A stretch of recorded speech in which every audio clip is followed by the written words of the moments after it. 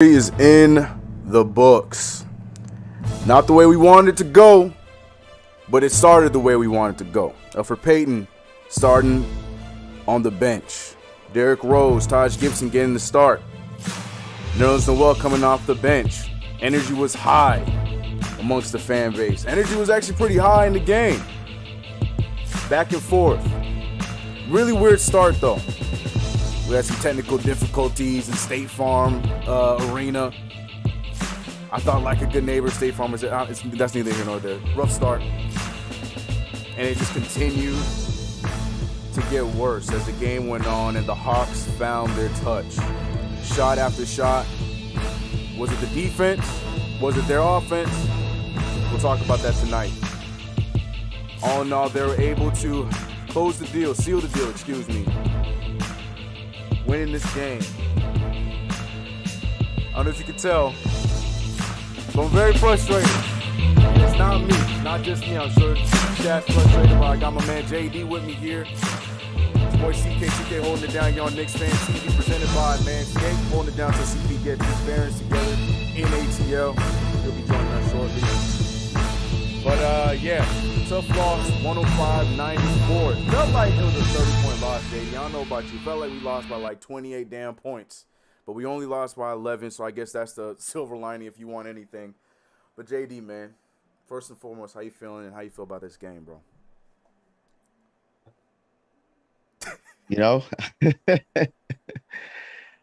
Just smiling, trying to, put a positive spin on this game. It's very frustrating being that, we had some momentum with game two's win and we invaded that arena with a bunch of Knicks fans, CPs out there. And,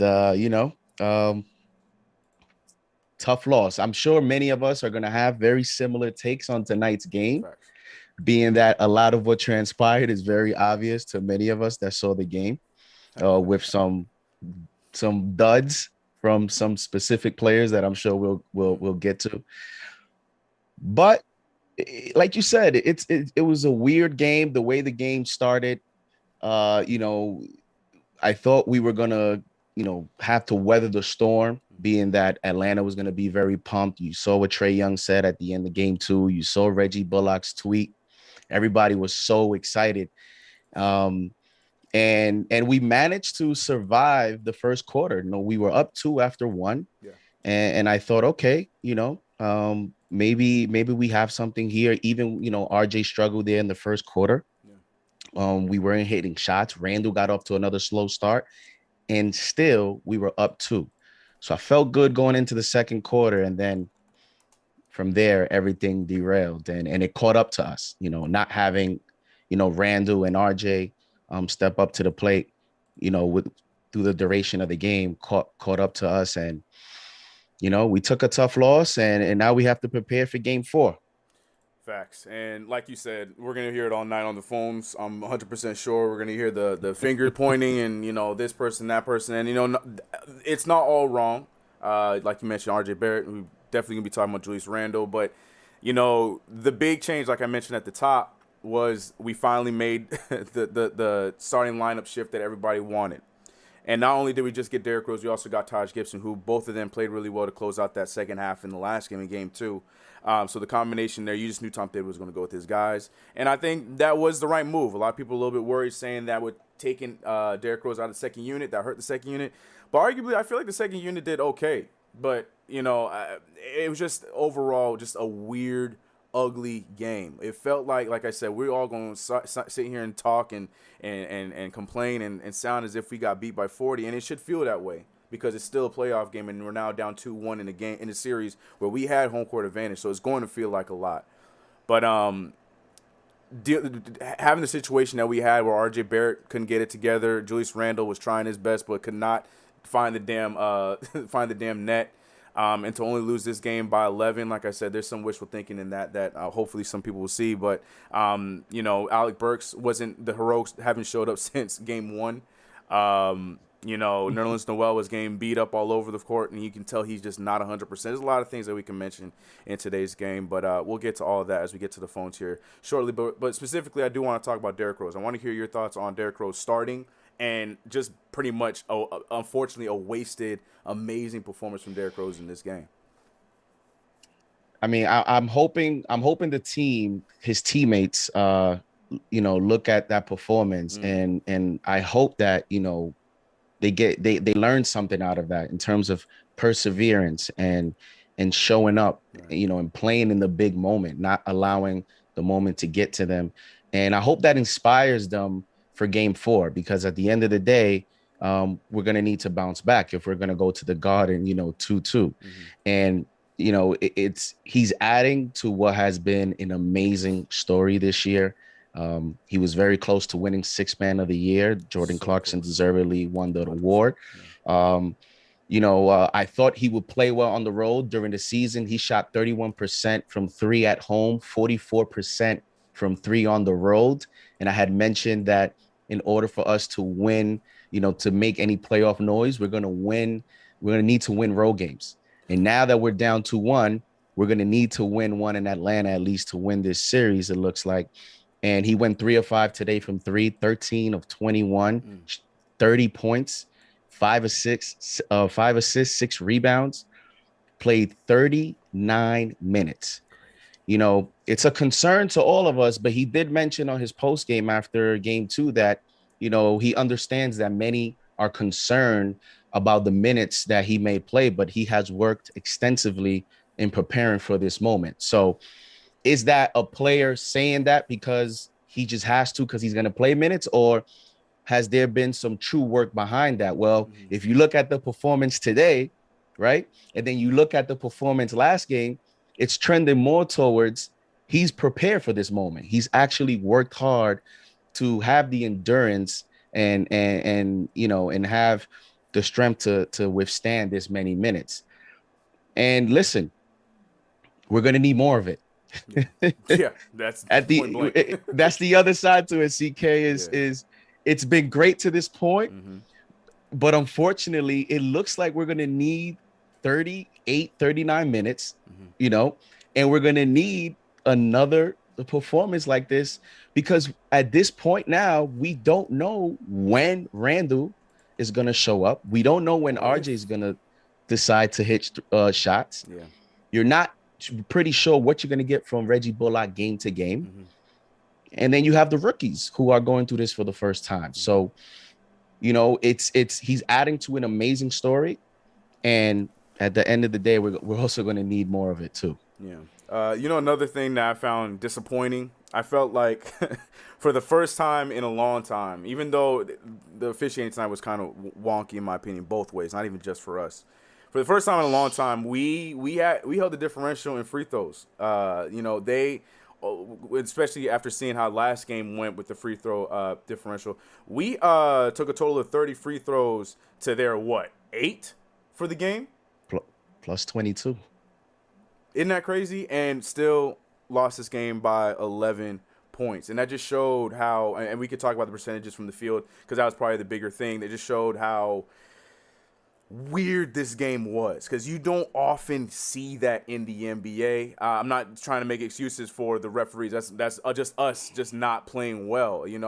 I said it many times. I said that after game 1, you saw us make that adjustment in the second half of the last game. But for me, the offense was ugly. I think we all going to agree with that. But for me, I feel like this team, for whatever reason, it's like they don't know how to play out of order. If their defense isn't there one night, it's not like, all right, well, we can still play offense. No. If the defense is not there, then they don't know what to do offensively. I don't know how the two connect in their minds, but until the defense clicks, then the offense clicks. And tonight it felt like the Knicks never really clicked consistently on the defensive end. I felt like we were seeing way too many instances where either somebody was wide open from the three-point line, or Capella, John Collins, or even sometimes DeAndre Hunter was wide open on the baseline for an easy open putback dunk.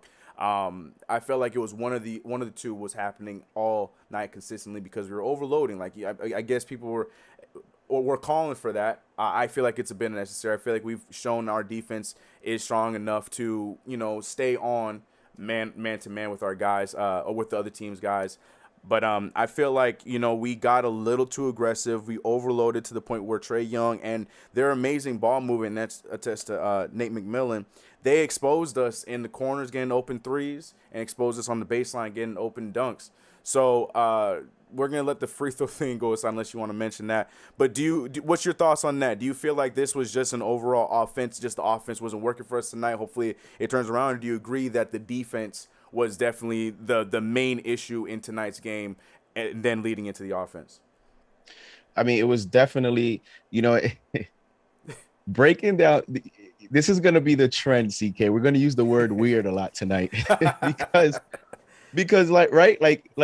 okay, so the Hawks shoot almost 52% from the field. They shoot 59% from three.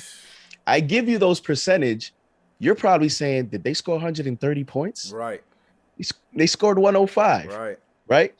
They made 16 threes. Right. They scored 105.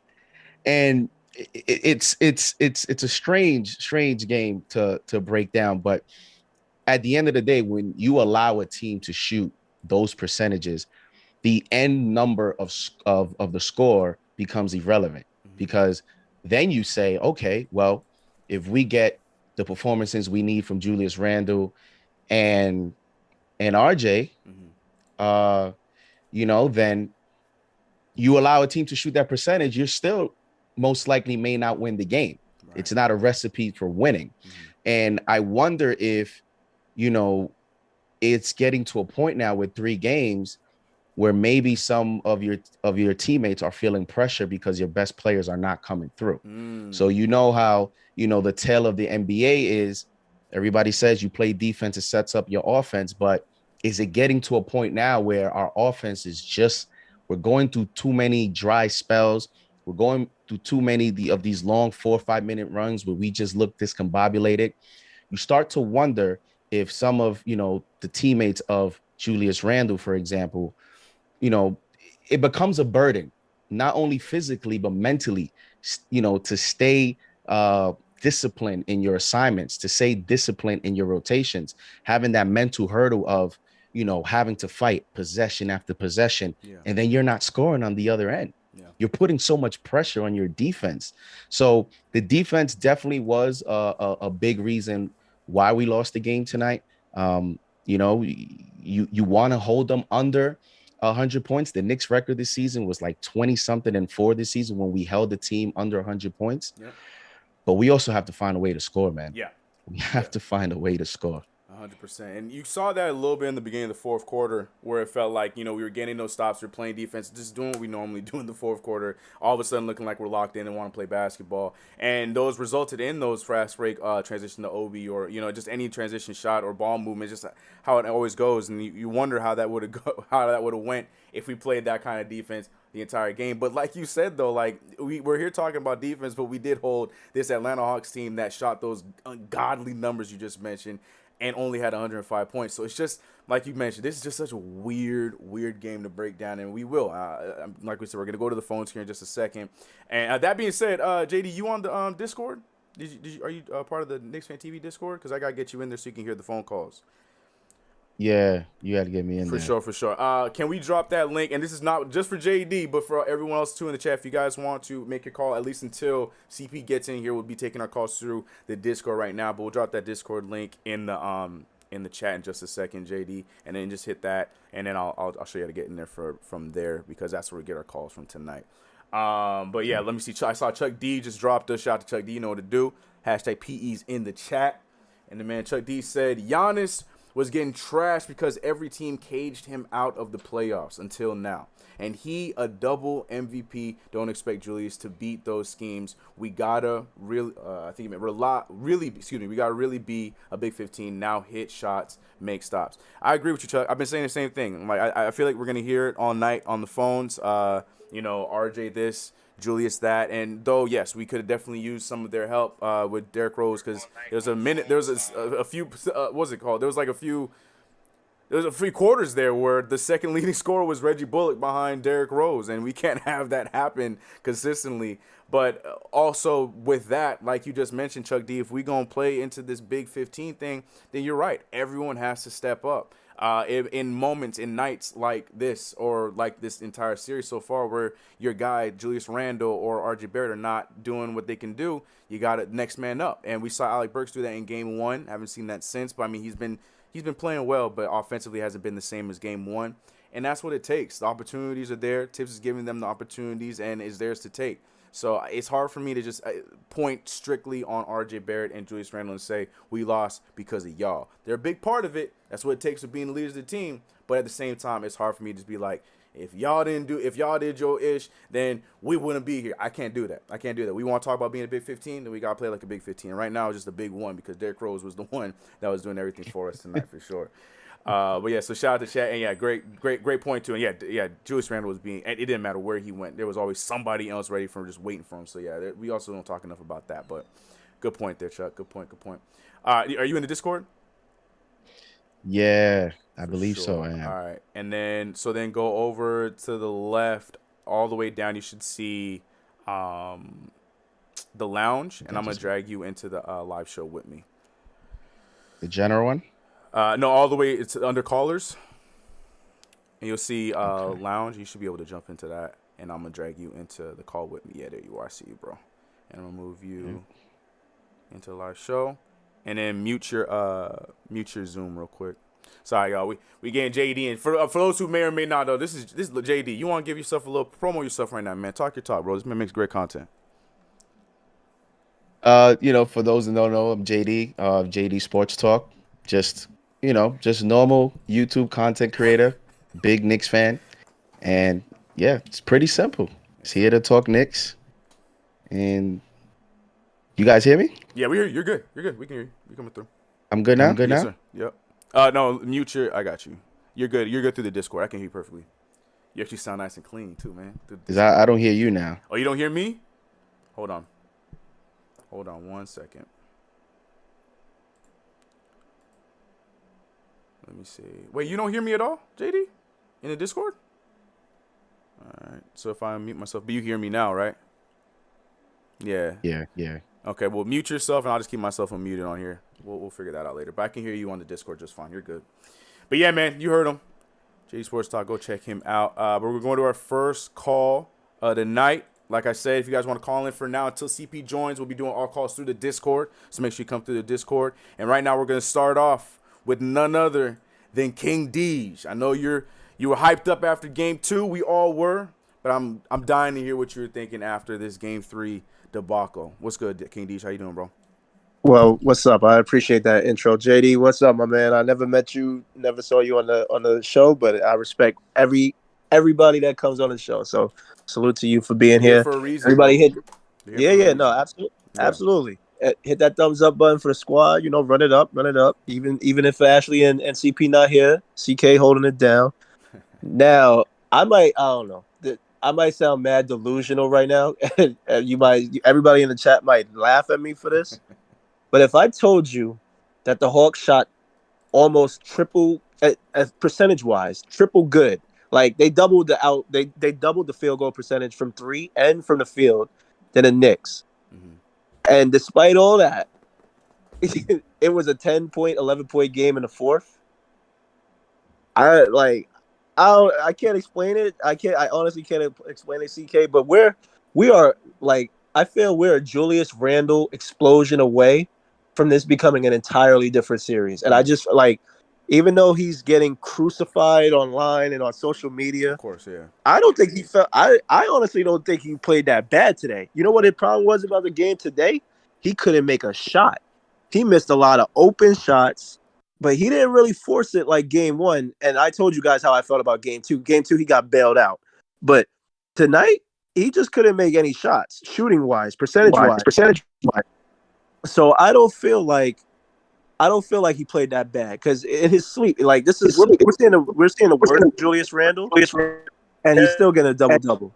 Mm-hmm. So as soon as he could just get out of this shooting slump, and this is the other thing, and I know you got a lot of callers, so I'm gonna hurry up. Good, man. Talk your talk.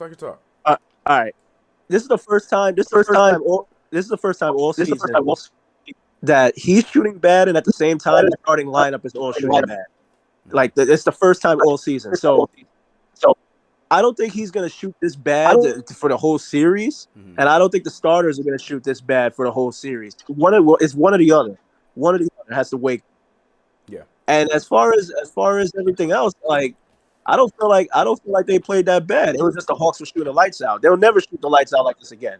And if they shot the lights out like this, and then they only scored 105, if I told you that at the beginning of the game, you wouldn't believe it. You would think they dropped 150 on us. Easy. So I'm not worried. Like I just don't understand why Randall's shooting so bad, because he's missing wide open shots. But as soon as he could figure it out, or as soon as RJ and Reggie Bullock can say, hi, I'm in the playoffs, then I feel like this is a completely different series. Now, I don't know if that's going to happen Sunday. I don't know if that's going to happen in the Garden.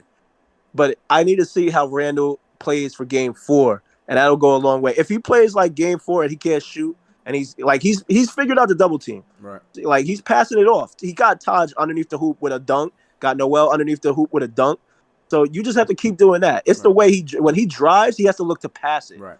I don't like when he's going and trying to contest against Clint and John. You can't do that. It's not going to work. And they're not giving you the bailout foul. You got it 1 out of 7 times, bro. Yeah. I just feel like he's just got to get out of this shooting funk, or the team has to get out of this shooting funk. It's one or the other. So I'm waiting for Sunday. I don't know if that's going to be the game or not, but I'm going to tell you guys straight up. If he can't get out of this shooting funk, then we don't stand a chance for Game 4, and we don't stand a chance for Game 5. So it's one or the other. So I'm gonna let y'all talk, man. But I'm not destroyed yet. I'm not destroyed yet.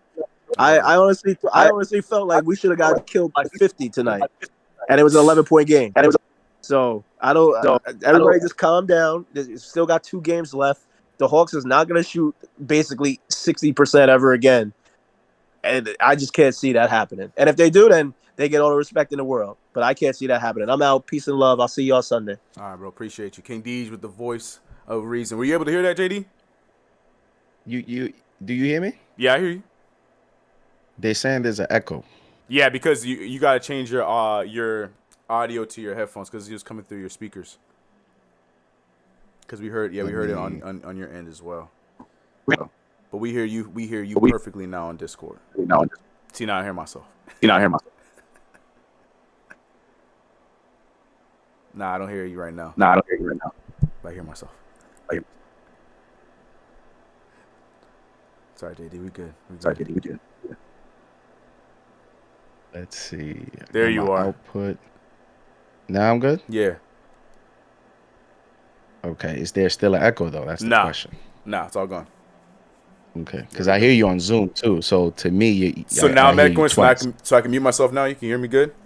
Yeah. Perfect. All right. Look at that. See? Teamwork. Right. We did it. All right. But, yeah, to King Deej's point, kind of what we were saying, basically saying that the others got to step up. You mentioned Reggie and everything like that. But you heard the call. You heard what everything he was saying? You were able to hear the call? I heard the latter half and what he was mentioning about Julius Randle. Mm-hmm. Yeah. Thoughts? Listen, he makes some good points in terms of, I think it's been 3 games. I think Game 4, this is the game now that I would say there's probably no excuses. You have to show up. It's been 3 games now. You've had 2 games at home. Yeah. If you were, if you want to say that, it's the first time that you've had that many fans in the Garden, that environment. All right. Now you've gotten your first experience on the road, where now Game 4, your team needs you. So it's been 3 games now. It's a lot of film. Atlanta has not changed their schemes because we haven't been able to beat that scheme. even with us winning Game 2 and Tom Thibodeau making those adjustments in the 3rd quarter, in the second half, Nate McMillan has stuck with his scheme. So there's a lot of film for him to break down and get better for Game 4. This is the game, I think, that, because it's funny, CK, if he comes through in Game 4, now we have momentum going into Game 5 at home. He can build on that performance. And I'm not saying we're going to erase the first 3 games, right? But, everybody's going to have confidence. The fan base is going to have confidence. He's going to have confidence. He has to step up in Game 4. I think now the issue right now is it's truly mental. It's really mental. It's also hurting him on the defense. I saw him I saw him slow on a lot of rotations. Gallinari was open too many times. John Collins bailed him out on a lot of open threes that he missed, where he was late. And you can see his head is down too many times. It's really, really hitting him mentally, I think, because I think he wants to do well and he's trying to play well, but it's just not coming. It's not happening for him right now. Yeah. And although on our end, watching from TV, I don't know about you, JD, we couldn't really hear it. I guess the crowd was allegedly giving Julius Randle crap. I didn't really hear much of it. I guess there was an underrated chat. Again, didn't hear it until I saw the tweet on from Bleacher Report. But yeah, I mean, regardless of the magnitude or how loud it is, it's a playoff game, and he's getting, you know, that kind of response from a crowd. It's tough on anybody. I don't care who you are, especially in your first playoff series in your career. Chuck put it perfectly. You know, we're not giving Julius enough credit to the fact that he's out there facing double teams every single night. They're crowding him in his spots. They're not letting him get to his baseline jumper. They're not letting him do anything in the paint. They're making him settle for the threes, and it's working in their favor. Like you said, if it ain't broke, don't fix it. There's no need for them to change up their scheme. You put it there perfectly. So I'm with you and King Deej on this. It is very frustrating to see because of how great Julius Randle has been this season, and it's very frustrating for, you know, to see him not get at least close to that in this playoff series. But at the same time, adjustments, man. He's seen what playoffs are all about, and Derrick Rose is showing him, like, look, man, I've been through this before, bro. It ain't easy, okay? Don't think just because I'm out here scoring these 28, 30-point games, like, I've been through this. You're going to get there. So I'm with King D. Sky's not falling. Game 4 is critical. We'll see how he recovers there, and we'll see what happens next. I think that was a good point from both of you and King Deej on that. But you guys know what it is, guys. It's Knicks Fan TV presented by Manscaped. Make sure you guys go to manscaped.com/Knicks, and you guys can get yourself 20% off of everything. They got the brand new Lawnmower 4.0. I got mine. I finally got mine. Shout out to Knicks Fan TV. I got mine. That thing works. CP gonna sell a little bit better later on and tonight. I ain't gonna go into detail. I ain't gonna go on my Ashley bag right now. I ain't gonna do that to y'all. But let's get to the next call. We got. I know we gonna have some rage here coming from my guy Angel from Philly. Angel, smooth. Talk to him, man. I know you're frustrated. What's good? What's good, bro? What's up, man? First thing first, man. Shout out to you guys. JD, shout out to you, bro. Nice to meet you. My boy CK2K. What's good, fellas? What's up? Can you guys hear me? Can you hear me? Perfect. You sound great. Live in 5 seconds. 4, 3. Okay, yeah. So, first, man, like, a lot of it is just mental, man. You know, it's obvious that, they're just not ready for the moment right now. You can just see it. Derrick Rose is the only one that's really balling right now. And, and I just don't see the aggressiveness, man. And it's like there's no ball movement. That's the first thing that's just, it's upsetting is the ball movement. There's too much one-on-one out there.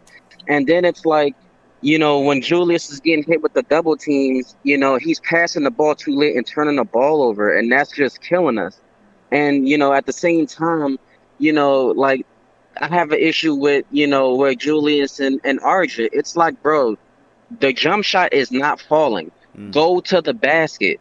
If there was one game where you could have got some foul calls, it was this game, which didn't make any sense considering we just kept shooting jump shots, So, if your jump shot is not falling, go to the basket. This was the game to get some fouls. Now, the defense, we just gave up way too many threes, man. I mean, even with Trae Young, they're doing the same thing all over again. It's like, if you're going to double team, make him pass the ball. Don't make him pass the ball while he's already in the paint, because it's either going to be a lob or it's going to be a corner three. So when you double team him, you got to double team him to the point he can't move. He got to pass that ball, and then you just live with the results after that. And then, for God's sake, I mean, the play calling out of timeouts. I mean, bro, like, it's on offense and defense. It's bad. It's like, on offense, it's just one-on-one, and we missing a shot. And then on defense, when we coming out of a quarter or out of a timeout, we're already giving up a three. It's like, I could go to the bathroom, and the next thing I know, they just hit another three. It's like, well, damn, like, where's the defense? And And then like another thing that is making me upset is, granted, like I didn't think we were gonna win both games in Atlanta anyway, but you gotta run them off the 3-point line, bro. Like they're hitting their threes in motion. I mean, they're just flowing, and you're not gonna beat Atlanta if they're hitting from their normal spots. You gotta run them off that 3-point line, Right. and the fact that Nerlens Noel got more free throws than almost the whole team, that's a problem. That should tell you right there that we're not aggressive enough. And I'm gonna spit some facts right now. RJ, Randall, and Bullock, they're 7 for 25. We're not gonna win no games if you're playing like that. So, what I mean, we gotta start being aggressive. Like I said, we gave up 16 threes. We were 9 of 30 from three. And Burks and Quickly, they were 4 for 16. And when you look at the total of the game, Atlanta made 41 baskets, we made 29, so if the jump shot is not falling, go to the basket, and then just move the ball. Like, it all starts with ball movement, and we got to be more aggressive. We're just shooting too many jump shots thinking we're Golden State. We're not Golden State. What are we? This is Broadway, man. We got to go to the bucket, and we got to, make some layups, and then, once you're in the flow of the game, then you can shoot some jump shots. But if you're just shooting jump shots all game, you're not in the flow of the game, and we just look like right now, we didn't belong on the same floor. Derrick Rose was the only one Only one. that was really doing his thing, Right. so it's on the game 4, man. It's a big game. If we can just win one of these 2 games coming up, we'll be all right. I'm not, really too concerned, but it's to the point where it's like, all right, Randall, RJ, come on, bro. Like, I gotta go to the basket, make some plays. But it's on the game 4, y'all. And as always, thanks for taking my call, guys. I appreciate it. Hey, man. Get the frustrations out. We appreciate you, Angel. You're good. We with you. We with you, bro. We with you. And with that, because I got some. Oh, no, it's my bad, Angel. I cut you off at the last second there. But, yeah, with that, though, we got the kingpin himself, the franchise, the man who was in the fire. None other than CP. Man, what's good, bro? How you doing, man? Look, I'm obviously frustrated. You want to win every game. But it is a series at the end of the day. But the concerning thing is that our guy, our all-star, for 3 games in a row just hasn't had it going. And if he doesn't have it going, it's going to be a long series, man. Derrick Rose, salute to him. He's been the best player on the court this whole series on both teams. And, again, a 30-point performance. He came in, started, and he gave us everything that we needed. But Julius still has to be the guy. You know what I mean? And if you factor in, him and RJ going 4 for 24 from the field, Burks not being on the money off the bench, IQ as well, there was just no offense. Right. And shout out to everybody in the chat. Once again, shout out Rhyme Animal, Chuck D. I see Chuck D in here. Salute to JD for joining us today, man. Last minute, salute to JD. Ashley couldn't make it. Salute to Ash as well. But, when I had Jerry Ferraro on the show today, I told him, I said, when we were looking at 3 and 4, just naturally us being in Atlanta, you would expect their role players are going to take it up a notch. They have a lot of firepower, man. And so, the Herders, the Collins, the Bogdanovich, and Gallinari, who was bricking away in Madison Square Garden, they all stepped it up in their building. And so it was just a matter of, could we keep up with their offensive firepower? And tonight we just couldn't. And for Rose was there, but for everyone else, I think it was 16 or 60. That's just not going to get it done, man. That's just not going to get it done. You're not beating anybody in the regular season, much less the playoffs. And so it's a concern. You definitely want Julius to step up and be that guy, be the all-star, make better decisions. As JD said when I came on, the Hawks game plan hasn't changed. We just haven't been able to execute against it. And RJ himself, RJ had a ton of wide open looks in this game. He just didn't make it. Yeah. Hawks, conversely, they had a ton of open looks going to the close in the second game. They missed their shots. This game, they made them. We've got to be better protecting at guarding the three-point line as well, and we just didn't do it tonight, man. The Hawks were like almost over 50% from 3. It's going to be hard to stop that team. Almost 60% from 3. 60%. Yeah. 60. They remained at. They were at 60. They ended up close. See? Crazy. Yeah, 60%. So you're just not going to win that type of game, man, if your offense can't keep up. And it's got to be led by an all-star. He's just not there. He's a role player right now. Damn. Boom. Hey, with Randall not playing well, it puts it exposes other weaknesses of the team that, as whenever the season ends, you'll see what some of the, needs the team needs, because when he's not playing well, it puts so much pressure on our guards to shot create. And Rose is our only semblance of that, right?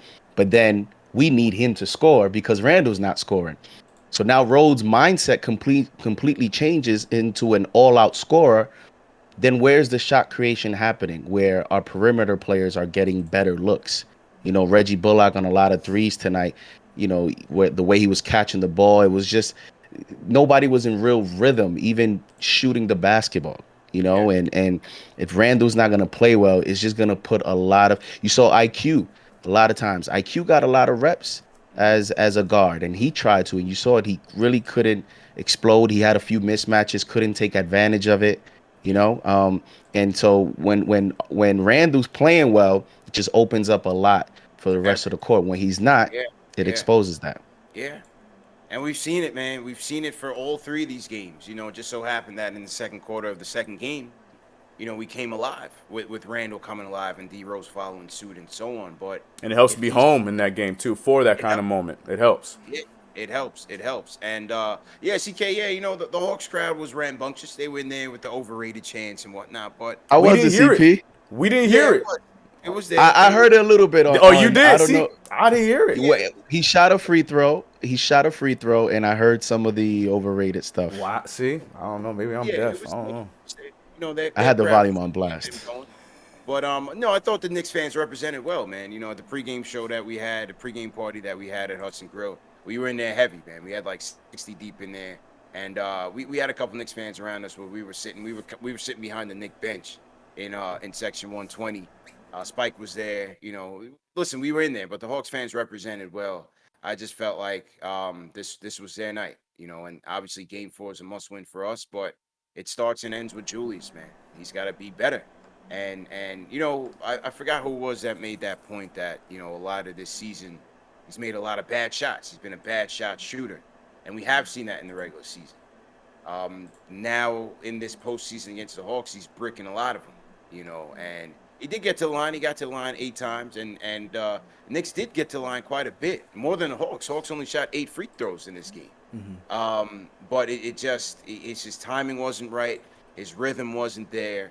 And again, 2 for 15 is not going to get it done. 2 for 7 from the 3-point line is not going to get it done. Nope. RJ as well just wasn't good. And so, it's hard to keep up with a high octane offense like the Hawks when our offense just can't keep up like that. So hopefully we rebound on Sunday, man. Salute to everybody in the chat. Once again, hit that thumbs up button for your squad. Definitely want to shout out everybody that came out and supported and came through to Hudson Grill for sure. Let's get to the phones. Let me just make sure I'm connected here real quick. I think you were. I think we heard the. You did hear the phone lady? Mm-hmm.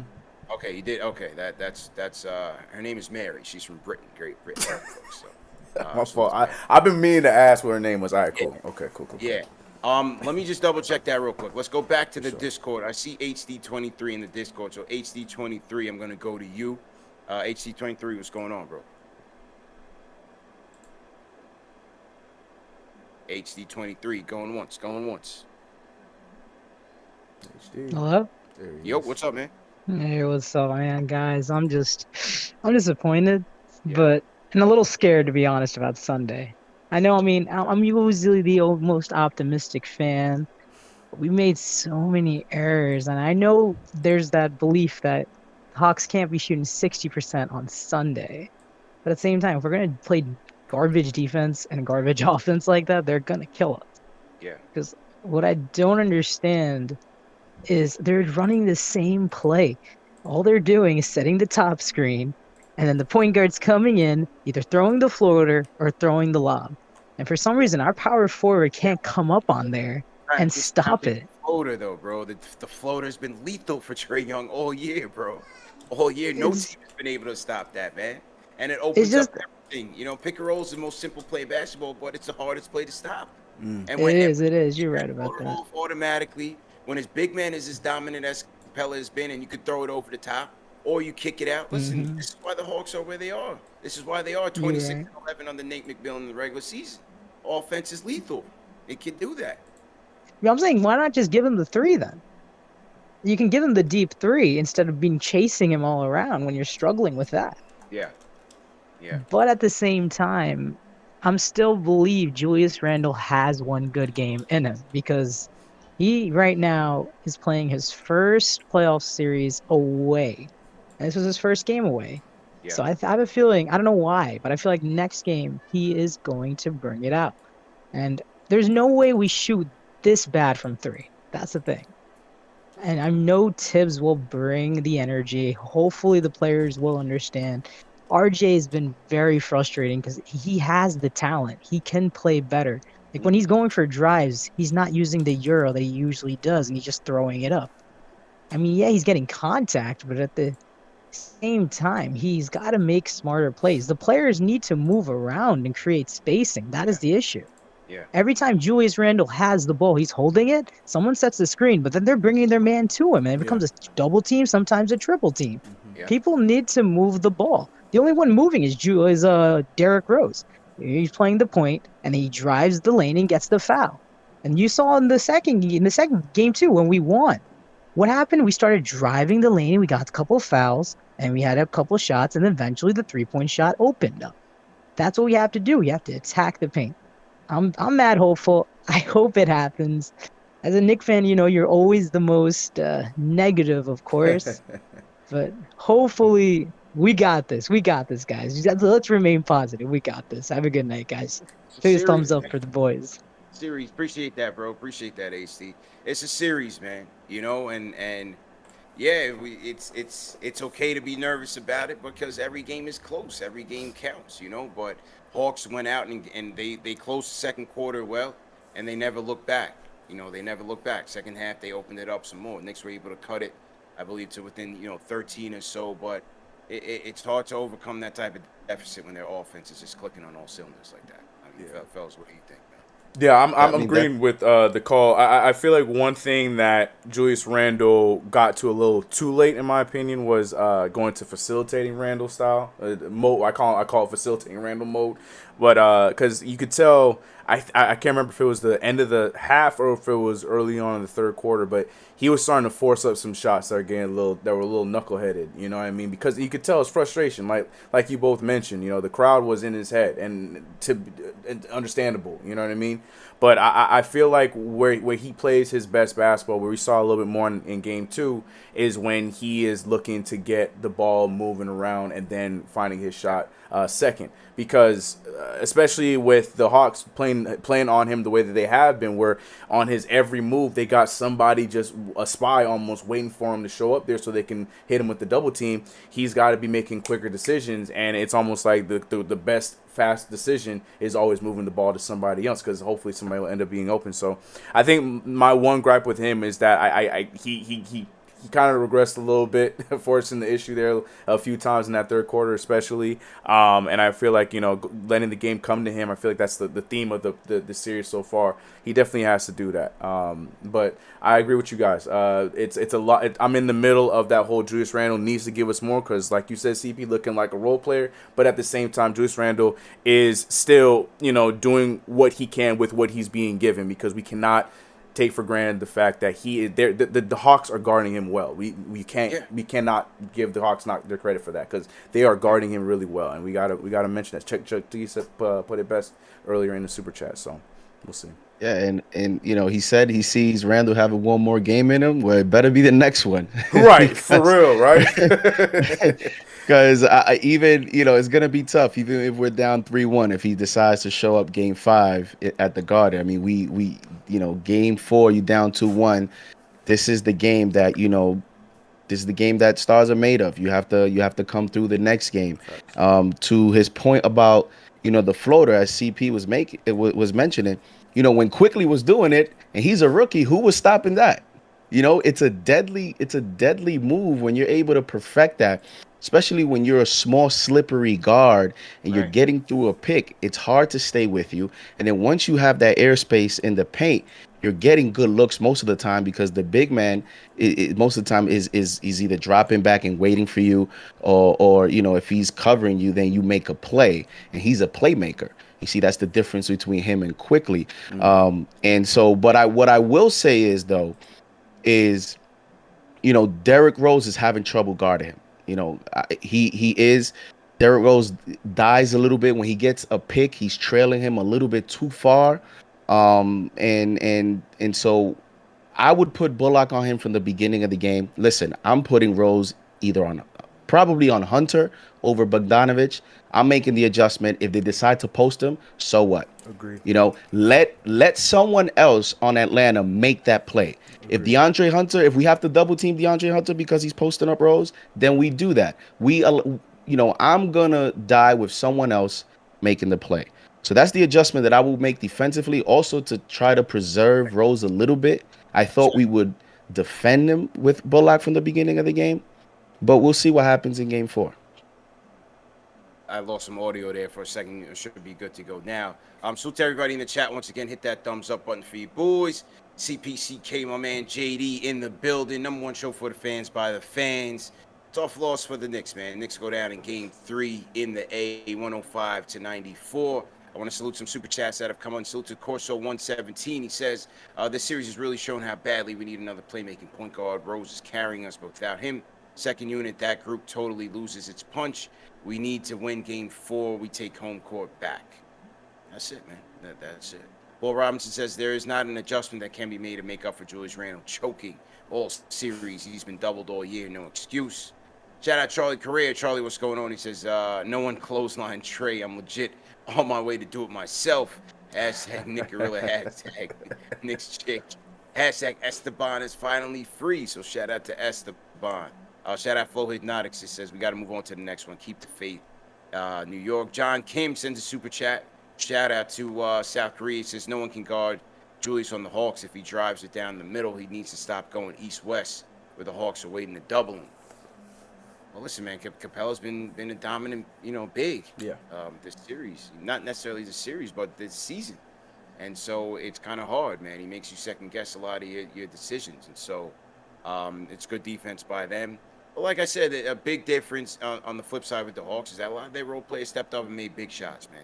Collins, who was checked out of Game 2 completely, stepped up. Gallinari, who was bricking his way through Game 2 and Game 1, stepped up. You had Herder make some big shots. Bogdanovich has been a guy that you have to pay attention to all series. So puts a lot of pressure on this Knicks defense, man, especially when a lot of it operates out of that pick and roll which becomes a triple threat. It's the Trae Young floater, which is automatic. It's a lob over the top, to Capella, which has been automatic, or he's kicking it out to 3, and you got to pick your poison that way, man. So it's a triple threat that the Hawks are going out with out there. So it's just tough, man. But we'll see what happens Sunday, man. Definitely keep the faith. Yes, sir. I'm hearing Jay Boogie is in the chat, and he's in a rush. So let's go to him. Let's go to him early. Jay Boogie, what's going on?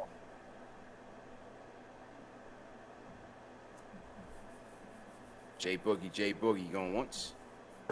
Yo. I ain't never gone once, man. I'm always going to be in the building. Salute. 3 capital S's. I see JD in the building, man. That's what's good. Hey, yo. I see you looking good. CP, you down there in the A? Okay. Yeah, Trey had his night. That's all, you know what I'm saying? Well, listen, y'all people in the whole world, y'all acting like it's 3:45 p.m. Sunday.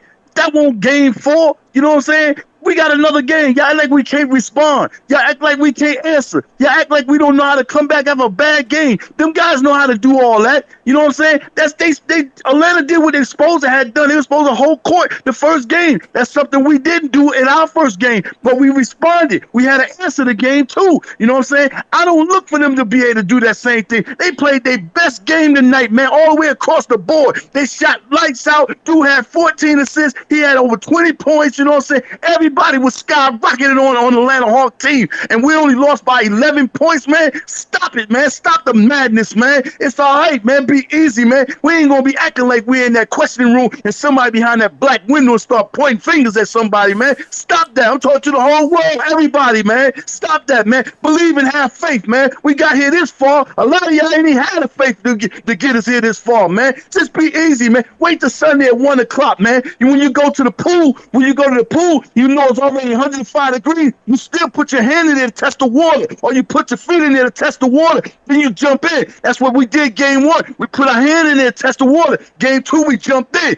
Now game 3 came, we put our feet in there to test the water. Game 4 gonna come, we gonna jump in, man. Everybody be easy, man. Matter of fact, I'm leaving first thing in the morning. I'm gonna show y'all to come down and get it right. I'm gonna yell from anywhere. I'm trying to do anything I can to get my team motivated and pumped up. And just because we took this little small L, we acting like the season is over, man. People walking around with their head down. Hold your head up, man. Be happy and supportive, man, for the whole year that we don't have, man. This is a learning situation. This is a growing situation. It's gonna always be pain, you know what I'm saying? Until you deliver and get it up off your back. None of them guys know how to play in the playoffs. But Derrick Rose, you know what I'm saying? That's the only one that know how to play in this situation. Him and Ty. So, you know what I'm saying? The other guys, they got to learn, you know what I'm saying? Yeah, I know some people want to say, well, the Atlanta Hawks, they ain't play. You know what they ain't play. They different type people. We got problems with scoring. They got scores, you know what I'm saying? So when we ain't scoring, it shows that we're not a scoring team. But our defense got to continue on playing. And I believe Reggie Bullock just set a tone at the end of the game when he got up in that dude's face. He reminded me of a dude that's getting ready to get jumped to beat up. He want to holler at his homeboys, yo, y'all with me? We're putting all up in the crowd. No, they ain't with you, man. You know what time it's going to be, game 4. And I appreciate Reggie getting up in that man grip. Somebody got to set another tone, you know what I'm saying? So I'm going to set a tone on across the internet. Y'all be easy, man. Game 4 is coming, man. Go out and party, man. Go find Lou Williams and hang out with, get some pepper or whatever, you know what I'm saying? Do what you got to do to have some fun tonight, you know what I'm saying? And go walk around with y'all head down. Just know this game 4 is coming, man, and we got to respond and answer, man. God bless you all. Stay healthy and safe, man. Do what you got to do to protect your family. Love your loved ones, man. Be easy, man. I'm going for the night, man. I'm riding out first thing in the morning, man. Salute, salute, salute, man. Hey. Throw some fives in the chat, man. CK, I don't know if I'm out. Oh, okay, I'm back in. Throw some fives in the chat for J Boogie, man. This, bro. I'm about to look at some flights and go down there to the ATL CP after that call. Oh, I'm telling you, bro.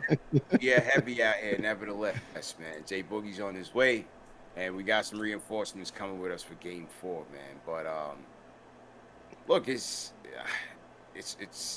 difficult because Julius has to be our guy, man, and you just haven't seen the positive signs from him in these 3 games. You know, yes, game 2, he came alive in that second half, no doubt.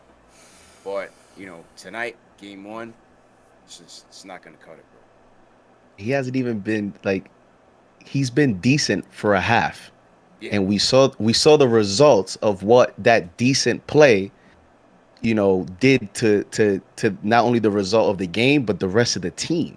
Right. Yeah. So it's like there's 2 sides of it. It's like, let's see what a decent game can do, because as CK mentioned, you know, it's a weird game. We only lost, you know, by 9, 10, whatever it was. And we were plus 22 at the free throw line. We out rebounded them, you know, and so we're just looking for a decent game. Now, game 4, we may need a very good game, but he just needs to step it up a little and see how that results, you know, for us on Sunday. His cap cannot be 15 points. He had 15 in the first 2 games. He had 14 tonight. You know, we can't have that. Yeah, he got to step it up. Simple and plain. Let me reconnect the phone. Salute to everybody in the chat. Once again, hit that thumbs up button for you boys. I see the casual Hawk fans are back chirping. They was chirping outside. Yeah. They came out the little baby nest after Wednesday. They came out the nest. They earned it tonight. How about Mama Peyton chirping on Twitter? Since it appears you're calling back into a live show, we are reconnecting you now. Hi, Mary. Now I know your name. That's Mary, our British assistant. Thank you, Mary. Thank you. How about Mama? And we're gonna get to the phones in a second. How about Mama Peyton chirping on Twitter, bros? That's deep. Yeah. She might call in. She might. Oh man. Yeah. Come on, bro.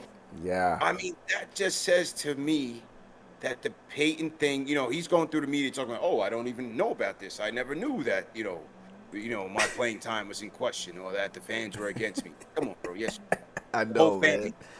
Mama Peyton, Sister Peyton, they I don't know if you have the tweets, CK, but she retweeted the Knicks starting lineup with D Rose. Yeah. Let me pull that up. Talking about how did that work out for I you? have it right here. Yep. How did that work out? My starting point guard dropped 30 points. I was waiting for this the whole year. What are you talking about? How did that work out? Oh, man. Like we would have won if Peyton was a starting point guard. Get out of here, man. Mm-hmm. I mean, listen, I know that's a baby boy, but come on, Yeah. bro. Yeah. Let me pull that thing You're trying to throw the team under the bus. Your son has been trash. What do you mean, how did that work out? It worked out well. If Julius would have stepped up, we could have won the game. But that's not on the starting point guard. Man, oh I like man. the first comment under that tweet. Is, with all due respect, Hawks will be up by a larger margin. Peyton has started. Yo, At least it was He respectful, said, you all know. due respect. Yeah, I can't get that one in there, but yeah, man. I mean, listen, man, I know it's a family thing, but you could just tell that her reaction, it's deep. It's deep rooted. Yeah. It's deeply rooted, bro. You know what I mean? It's deeply rooted. You know what that tells me too is obviously it tells you she's active on social media and she's probably seen it all. She's seen all the stuff online and it builds up and now, you see what happens. Yeah, And it also reaction. tells me she can give a damn less what happens with the Knicks in general. She just care about how Alfred Payne and how he looks. That's all she care about because she was real proud to put that up there. You happy that your son team lost in the playoffs? That's what I'm saying. Yeah. You gotta relax. Yeah. Man, oh man, bro. But let me get to the phones, man. Let's go to Les from the Bronx. Les, what's going on, bro? How you feeling? What's going on, CP, CK? What's going on? How you doing, bro? Tough loss today. Tough loss. But I think we'll rebound. We'll bounce back. 35.9% from the field's not gonna get it done. 29 out of 81 from the field's not gonna get it done. But I think Randall needs to go back to playing bully ball, and the Knicks just gotta tighten up on their defense and just get after it and get at it. And I'm a little bit upset, but not disappointed. I think we'll rebound back. I think we'll come back. I think Tiz will have them ready, full of energy Sunday, and I think it'll be on. Okay. Let's cutting it to the chase. Appreciate you. Let's just go rapid fire. Let's go to Memphis, Tennessee. Paul, what's going on, bro? The TV is muted. Let's go. Okay. Hey, I appreciate you guys. Knicks Fan TV, man. You guys it's a safe haven for all the fans. CK, love your channel, man. You're funny, man. Asking here, but sir, I appreciate you being with us today. You make up a good part of the crew. I just want to say, are you guys ever going to collaborate with Jay and Mark from New York Knicks podcast? I don't know who that is, but sure. Yeah, no, I don't know who that is, man. We had a good year with the Knicks so far, and just be glad to see them in the playoffs. And I mean, it's really, I never expected that we're going to be, having cardiac Knicks every single game. Every night, man. And somehow we're gonna have to make it work. I mean, and do what we can. I mean, against them. I don't appreciate somebody going. I heard. I don't know if it's true about somebody spitting on Trae Young, but that just really just made the caseless for the Knicks.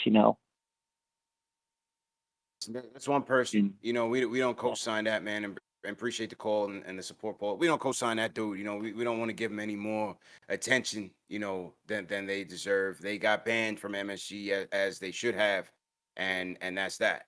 Like I said, lucky he didn't catch 50 with that Louis, because it might have been a different story. You know what I'm saying? So that's that with that. But look, people in the chat saying, well, that's Peyton's mom. Yeah, of course that's Peyton's mom, but it's a business, fellas. It's a business, man. You can't be rooting against the team because your son got benched. That's how it came off to me. I don't like that, bro. How did it work out for you? Like, come on, man. I'm not with that, man. I'm just not with that, bro. I don't know did I go on mute? CKJD, you there? Did I go on mute? No, I hear you. You hear me? Oh, Yeah. Go ahead. Yeah. I mean, and yeah, like you said, that she's his mom, but at the same time, you can make the case the Knicks were overly patient with this experiment with Peyton. I don't know that Peyton has the same leash and leeway on another franchise.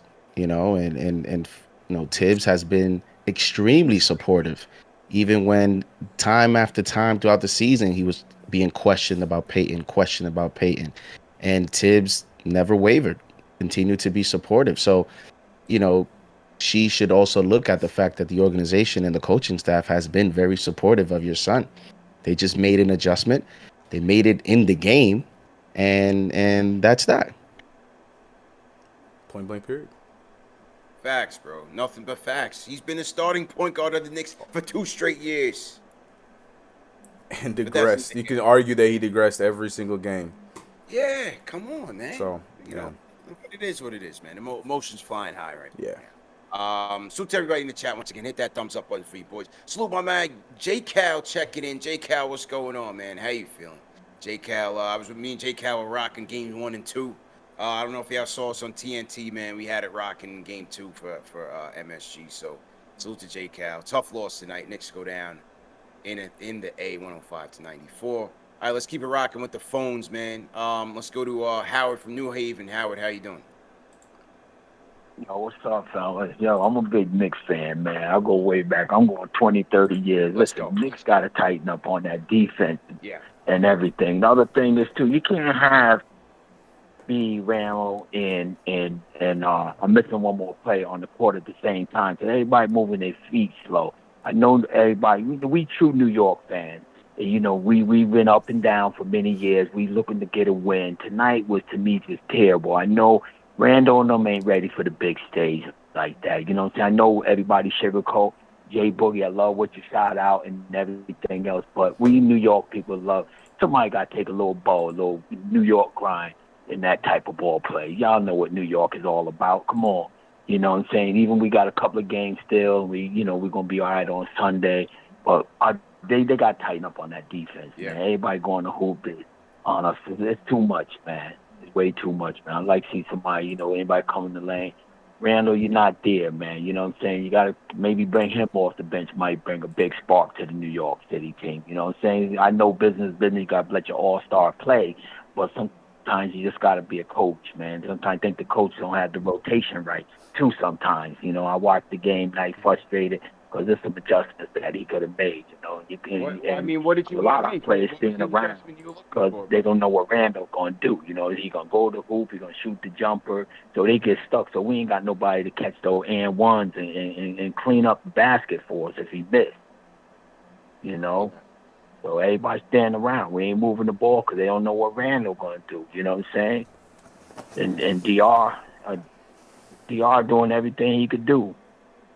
D Rose was the best player on both teams, bro. Been saying it all series. He's been the best player on both teams. And we threw him in the starting lineup, and he delivered for us, man. There's only so much he can do. I thought he did everything he could do out there to try to get us a win. But our all-star has to be an all-star. And if he's not, we're toast. We're cooked. It's finished. DP, you down there. You gotta holler at the team. You're right behind the bench. Yeah. Somebody got sparked them on that bench, man. Game 4, I'm even closer to the bench, man. So y'all might hear me, you might see me, man. But the Hawks bench? Yeah. No, Knicks, all right. Oh, okay. Yeah. I'm in the same spot Sunday, but a little bit closer, man. So y'all might see me, you might hear me, man. But we had a good vantage point from the stadium. So we was right behind Stephen A. and his broadcast. Yes. But honestly, man, even just before the game, man, like I said, the whole pregame setup that we had at Hudson Grill was live, man. We had a lot of love in there, a lot of Knicks fans, some local to the area, some travel from New York, some travel from Charlotte. So salute to everybody that came through, man. We took over Hudson Grill, put it that way. We took over the whole spot, the whole establishment. And was it a packed house? What, the bar? No, the arena. Did they allow? Was it? People filled in later on. Yeah, they had a good crowd. They definitely had a good crowd. They claimed they had a sellout of like 15-8. That's what they were saying. It wasn't as loud as MSG. They definitely can't touch us on that. But no, they had a good crowd. I would say that they definitely had a good crowd. make sure we take over that court on Sunday. Yeah, got to, man. Yeah, man. Appreciate the call, man. Thanks again, bro. All right, bro. Let's go, man. Tighten up on defense. It's Howard from New York. Let's go to my guy Jay from Florida. Jay, what's good, bro? I thought you were driving down, bro. I thought you were driving up, man. What's good, bro? I can't make it, man. I had no plan, no room plan, but it's okay. I'm on room from Tampa, bro. No doubt. I got to bring back Debbie Downer, man. I got to bring it back, man. You know what I'm saying? I got to, man. I got to. But y'all run it up for the boys, man. Hit subscribe, hit like button, all that. Yeah. CK, the homies. Bro, we had 14 assists the whole game. Yeah. Trae Young had 14 assists by himself. Oh. You can't win in the playoffs like this, right? When I'm watching the Clippers and the Mavs right now. Kawhi gets to his spot every single time. Luka gets to his spot every single time. Randall is not getting to his spot at all. He's playing like 2019 Randall, right? He's just randomly playing. You got to get to your spot, man. You got to be what makes you successful in the regular season. Calm down. Don't be afraid of the moment. Step into the moment. D-Rose is showing you how to step into the moment. Win or lose, D-Rose is leaving everything on the floor every single time, right? Randall got to learn from this experience. He got to learn how to take over in the playoff series. You got Nathan McMillan. Nathan McMillan's not – you've been in the game for 40 years. Nathan McMillan's a good coach. He was a great player, and now he's a good coach. He's game planning for Randall. He's getting everything. Defensively, they look amazing, way better than they looked all season. We don't look as good defensively, so we got to get back to our bread and butter. People saying that we could get rid of Mitch and sign Noel and save some money. Stop it. Capella is completely dominating the series. Yeah. Capella had like 13 rebounds again. He's had over 10 rebounds every single game, dunking on people. He did them on combo wave in the crowd. Like, come on, man, cut it out. Mitch is our starting center moving forward. If you look at the Hawks, Herder's a big guard. I didn't know Herder was that big. I was looking at him like, Herder, they got a lot of size. He's a solid, put together guard. Yeah, that's what I'm saying, man. Yeah. Hunter's put together like they got that's the player, bro. That's the player I think has been an X factor for the Hawks, man. A lot of people are not considering that the fact that Hunter, who had a reputation as a 3-and-D player coming out of Virginia, he's coming back strong, bro. He's coming back strong, and offensively, he had a good game for them. He had a good game. Hunter's a big, strong guard. Yeah. They got wings, big, strong, that they drafted. Knicks fans, they drafted their wings. We getting beat by they drafted. They cap control. They have guards that could dribble, pass, and shoot effectively every time down the court. We got to look into that, man. We can't just dump money in the Burks and Bullock. I love what they did all year, but we see what happens when Randall ain't pushing his machine. We can't give Burks and Bullock big contracts and expect to win. I'm not in the game to have a good season next year and kind of keep doing the same thing, 4th seed, 5th seed, 6th seed. I want to get to this Eastern Conference Finals. I want to win a championship. Championship is the goal here. So we got to figure out what we're doing in the future in terms of draft picks. We're going to trade for somebody. But we need somebody that could get to their spots every single time, control the ball. Trey had an okay game. 14 assists is a big game for him. Yeah. 14 assists. He got his people in order. Number 2 in the league. Everybody's organized. He moved the ball. He was number 2 in the league in assists, bro. That's his game. Right. Yeah, man. We got to get that player. The season's been good, but Knicks fans got to stop getting open off a good year. We had a great year. I love the team. Team had a lot of spirit, but we seen what game planning does in the playoffs. We seen what the playoffs is doing to Julius Randle. He's not getting to his spots. He's not playing relaxed. He got to get back to what he was doing in the regular season. We got to figure it out. D-Rose is killing it, but D-Rose at 32 can't be your best player. It's not going to work out. We have no chance if D-Rose is going to be dominating the series. RJ looked 20 years old, which is fine. I'm not putting none on RJ. He's a kid. He got time to go, but Randall got to figure it out. I'm not giving Randall no excuses. Randall got a lot of years in this league. He got to figure it out ASAP. Yeah. I'm going, man. Stay safe down there, CP. Yes, sir. Appreciate you, Jay. Appreciate it. I actually don't disagree with Jay. I'm with Jay, bro. Like, Jay. I think Julius, CK, I think Julius could have, I think Mitch could have really helped us in this series, man. I think he could have been an intimidator on Trey against the floaters. Obviously, the rim protection. battling Capella on the boards, getting more offensive rebounds, keeping the ball alive offensively, being a vertical threat for Rose, for RJ, as he's been a more reliable vertical threat as well. I think Mitch is really missing on defense, man. No doubt about it, bro. Need blocking us back. Yeah, we could use that physicality, even though it's not much more. It's definitely it would be a little bit more useful than what Nose. And that's the other thing too. Nose, not saying Nose has been bad. It's just he's also hurt too. That's the other problem. We're hearing that if this was a regular season, Nose would be sitting out multiple games, kind of injury that we're dealing with right now. So, yeah, we could definitely use Mitch, and I hope that we hear some good news here about Mitch here in a few days. I don't know. I'm keeping positive vibes up, hoping that we get something from Mitch, maybe. Remember when he went through that hot stretch, Noel, that is, many were saying, let's give him a 3, let's give him a 4-year deal. You can't afford to lose a guy like Noel. Right. But then what happens is when you ask, they always say when you're a role player, you're a role player. Sometimes when you ask certain players to do more, as we did later on the season as a starter and extended his minutes, you then see what happens when you put certain role players into a bigger role. Mm-hmm. And he is a type of player that it looks like for the rest of his career, he just needs to be managed.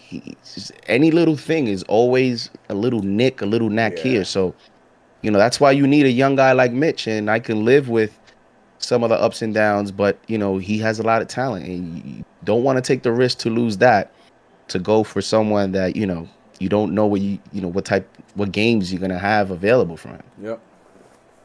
It's true, man. I really think Mitch would have made a difference guarding this pick and roll, this threat that these guys have, and just being a guy in the perimeter that could really just either block shots, block the floater, or just intimidate, man, make these guys think twice. But, Noel and Ty certainly served their roles, nothing against them, but I think Mitch's talent, his skill sets on the defensive end is definitely being missed. Also, just being a guy that can attack on the board. So, but I still think this is an evenly matched series if Julius can just get if our players did exactly, if our key players do what their key players are doing, this is a different conversation. That's 100%. Yeah.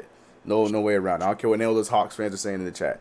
If our key players were playing the same way y'all key players are playing, this is a different conversation. But they're not, so good win for you guys. Absolutely, man. Salute to everybody in the chat. Once again, hit that thumbs up button for you boys. CP in Atlanta. We got CK2K in ATL and JD holding it down in New York. Holding it down on all coasts, man. Wherever you guys are from, we everywhere. City flag, we everywhere, man. Throw your Knicks fans everywhere, Throw your cities, throw your flag in the chat. Let us know where you guys are checking in from. We'll shout you guys out. A couple more super chats have come in. Shout out to NY Bully. Says you can tell by Trae Young's hair that he has nothing to lose. Chill, bro. My man has a scalp full of crab grass. Y'all are ruthless with this kid.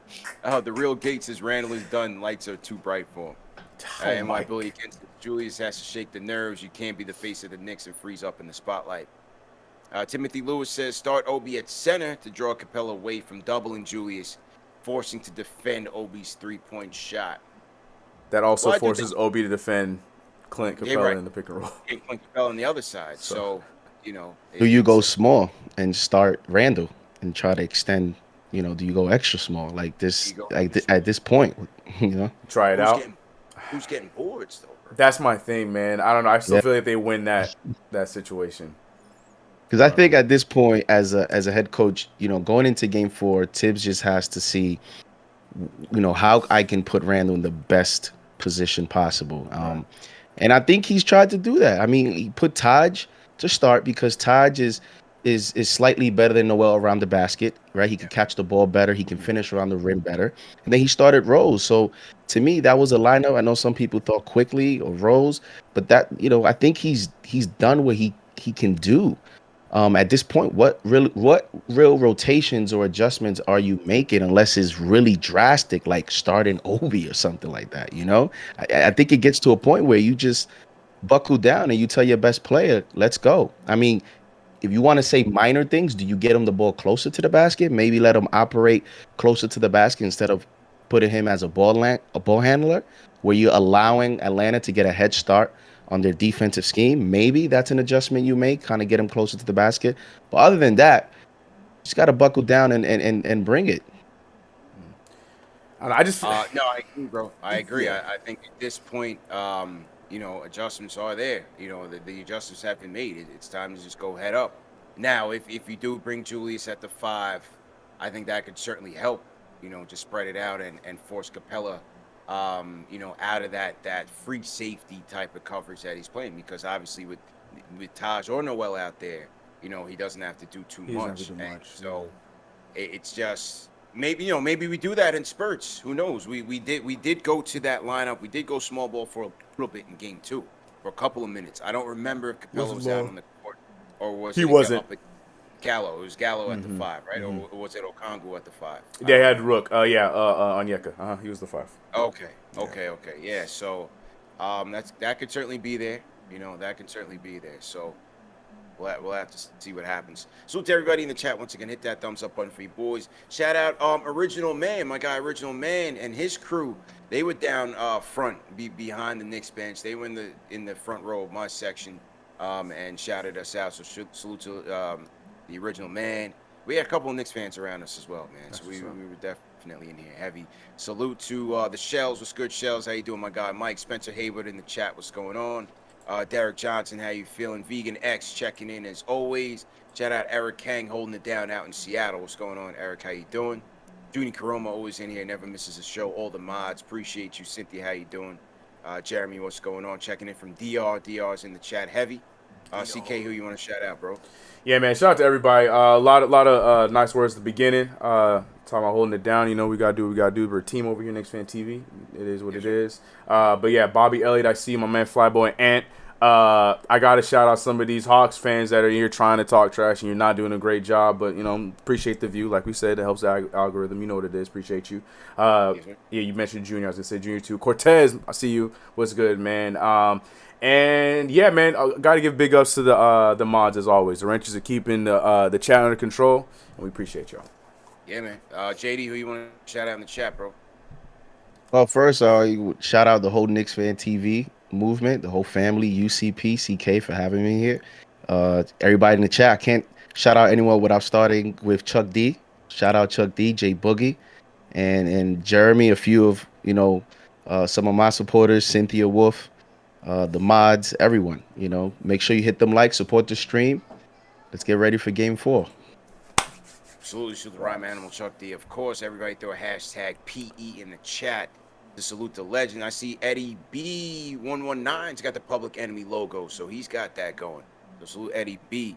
Michael Maldonado in the chat says, what about exploiting Trey in this series? Going into this game, Tommy Beer had put the tweet out there that, Knicks had only shot 12 field goal attempts on Trey Young, and that was 5 from Bullock and 2 from IQ, RJ, and Burks, respectively. Obviously, I don't have the stats in front of me tonight, again, for who he was defending and how they shot against him. But overall, it just doesn't seem like we're looking to hunt that mismatch down, whether it's, Trey Young, Lou Will, Herder, those are their 3 most, vulnerable defenders on the team. Overall, it just doesn't seem like we're trying to really exploit those matchups much. JD, what do you think about that? Yeah, I mean, it's. Do you attribute that to some of the criticism that Tibbs has received in the past in terms of his offensive schemes and ability to adjust and identify those things, or is it something that they're just sticking to their game plan? We know that Tibbs is very consistent in his full approach. In his game plans and how he manages rotations, how he operates. He's just consistent with his approach. I would have, even Reggie Bullock, he's not a playmaker, he's not a ball handler, but I would like to see him run around through screens as a shot maker. Just make Trey Young run, make him get hit, make him take some contact. He's not the biggest of guards, right? And you would hope that by the 4th quarter, some of that contact, you're a little sore, it wears on you.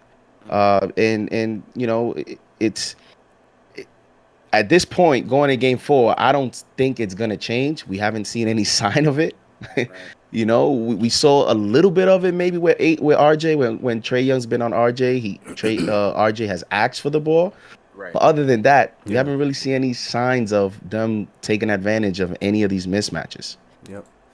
Yeah. I think it's probably tougher because CP, every take that we have, is gonna come all the way back around to Julius, because I think with Julius just not being efficient at all, it just has closed out a lot of the other experimenting that we can do. I agree. CK, what about you, man?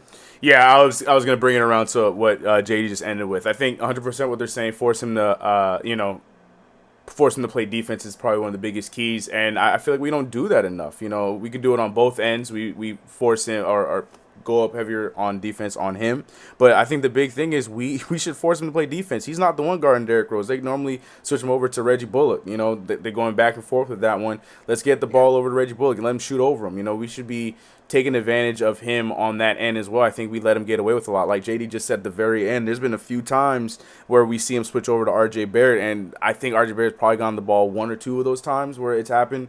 I definitely think that's something that we miss a lot. I feel like one of the downfalls to our ball movement is it becomes a little bit robotic in the way where if it goes to the left side and it ends up in like Reggie's hands, it's like Reggie's only looking for Julius. Let me get the ball to Julius. I'll wait for Julius to get out of his situation so I can get the ball to Julius, rather than looking at the matchups in certain instances. So I definitely think that is one thing that we should definitely look into. I completely agree with JD's point there. But I love what you said at the end, man. All that being said, I feel like nobody's hearing any of that, because at the end of the day, our all-star ain't doing what he's supposed to be doing, and that's what people want to see first before anything else. And I can't disagree with that as well. But I definitely think that's someone we should definitely be looking into more than anything else, is we should be attacking Trae Young a little bit more for sure. I'd love to see it, but as JD said, maybe those adjustments are just not going to happen. Maybe we've seen the most of it, but we'll see what happens on Sunday, man. See what happens on Sunday. So to everybody in the chat, once again, hit that thumbs up button for you boys. Number one show for the fans by the fans. This is Knicks post game live. Knicks go down in game 3, 105-94. Definitely appreciate everybody for tuning in. We're going to go rapid fire calls in a second. Remember, this show is presented by Manscaped. The number one men's grooming tool from head to toe is sponsoring tonight's show and sponsors all our live shows as well. So remember, go to manscaped.com, enter promo code Knicks for 20% off plus free shipping. And it's a great deal, man. Salute to our guys at Manscaped, everybody that supports us. Salute my guy Kyle. And CK, you said you got the package, right? I did. I sure did. That thing is like a damn Lamborghini, bro. Like, I didn't know they put all that damn work into this little lawnmower, bro. That thing's crazy. Yeah. Y'all gotta get one, man. 4.0 got jukes, man. Yeah, crazy. I have to get one. CK2K's taken care of, man. No doubt, yes. Bro. Yes. Shout out Manscaped. Yeah, man. Absolutely. So if those of you that want the number to call in, it's 657-383-1509. You can also check in via the KnicksFanTV Discord, right? So we're gonna go rapid fire calls. We'll start with the switchboard. We'll go back to the phones. And go Hector from Harlem. Hector, what's going on, bro? Let's start. Let me get it. Yeah, Hector, if you're on speakerphone, please take off speakerphone if you're on speakerphone. Yeah. No speakerphone, people. Please, no speakerphone. No? Yeah, loud and clear, bro. Now you're perfect, bro. Go ahead, bro. Let me get a thumbs up. Give CK a thumbs up, man. Also a shout out to the filling guys. JD, what's going on, brother? I was actually gonna call in game 1 CP and tell you I thought I was gonna run into you after game 1, bro. I was out there in the crowd, it was getting crazy outside of MSG, but I just wanted to say that for the most part, so we've seen in the series game 1, tail of the tape, even though it came down to a defensive stop that we couldn't get. We allowed Trae Young to dictate the tempo of the game. I mean, he killed us from the mid-range 1-hour floaters the entire game. Game 2, we started out slow, 11-point deficit at halftime, and then by the end, somebody put a battery in Reggie Bullock's back, and we came back in front of our crowd and took game 2. Tonight, there was a lot going on, and I wanted to start with a lot of the X factors. You actually said something really smart, like 20 minutes ago, where you said that if our X factors can step up, this would be a very different conversation. I think CK said that, and he's right, because tonight it wasn't so much Bogdanovich or even Trey Young. I don't know why they didn't defend Kevin Herter. forgot Yeah. Herter. He killed us tonight. I don't know why you're allowing Herter to go almost. I think he scored 13 points, and most of them were threes on the outside. I don't know what the hell we're thinking. Like, and we should be prepared for this because we know in the playoffs anybody can kill us. Julius was horrendous. RJ, I give RJ a little bit of more break because, like you guys said, he's 20 years old and he's really getting his feet wet. So it really doesn't. It's really, honestly, when it comes down to it, we're lucky that he's actually getting his feet wet because it's gonna help for the future. But Julius, I'm gonna be honest with you, guys. I think he has like 2 more games to show up, and he has 2 games to prove himself. Because what he doesn't understand is that the front office is they're taking notes of this, and they need to know whether they're going to build around him or not. And in my personal opinion, you don't build around somebody like him. I've called him before, and you guys know how I feel about Julius. I think he's had a great year, but we're not building around him. I personally think that moving forward, that we're going to be looking at guys like De'Aaron Fox, and if we get really, really fortunate, it'd have to be the biggest miracle of all.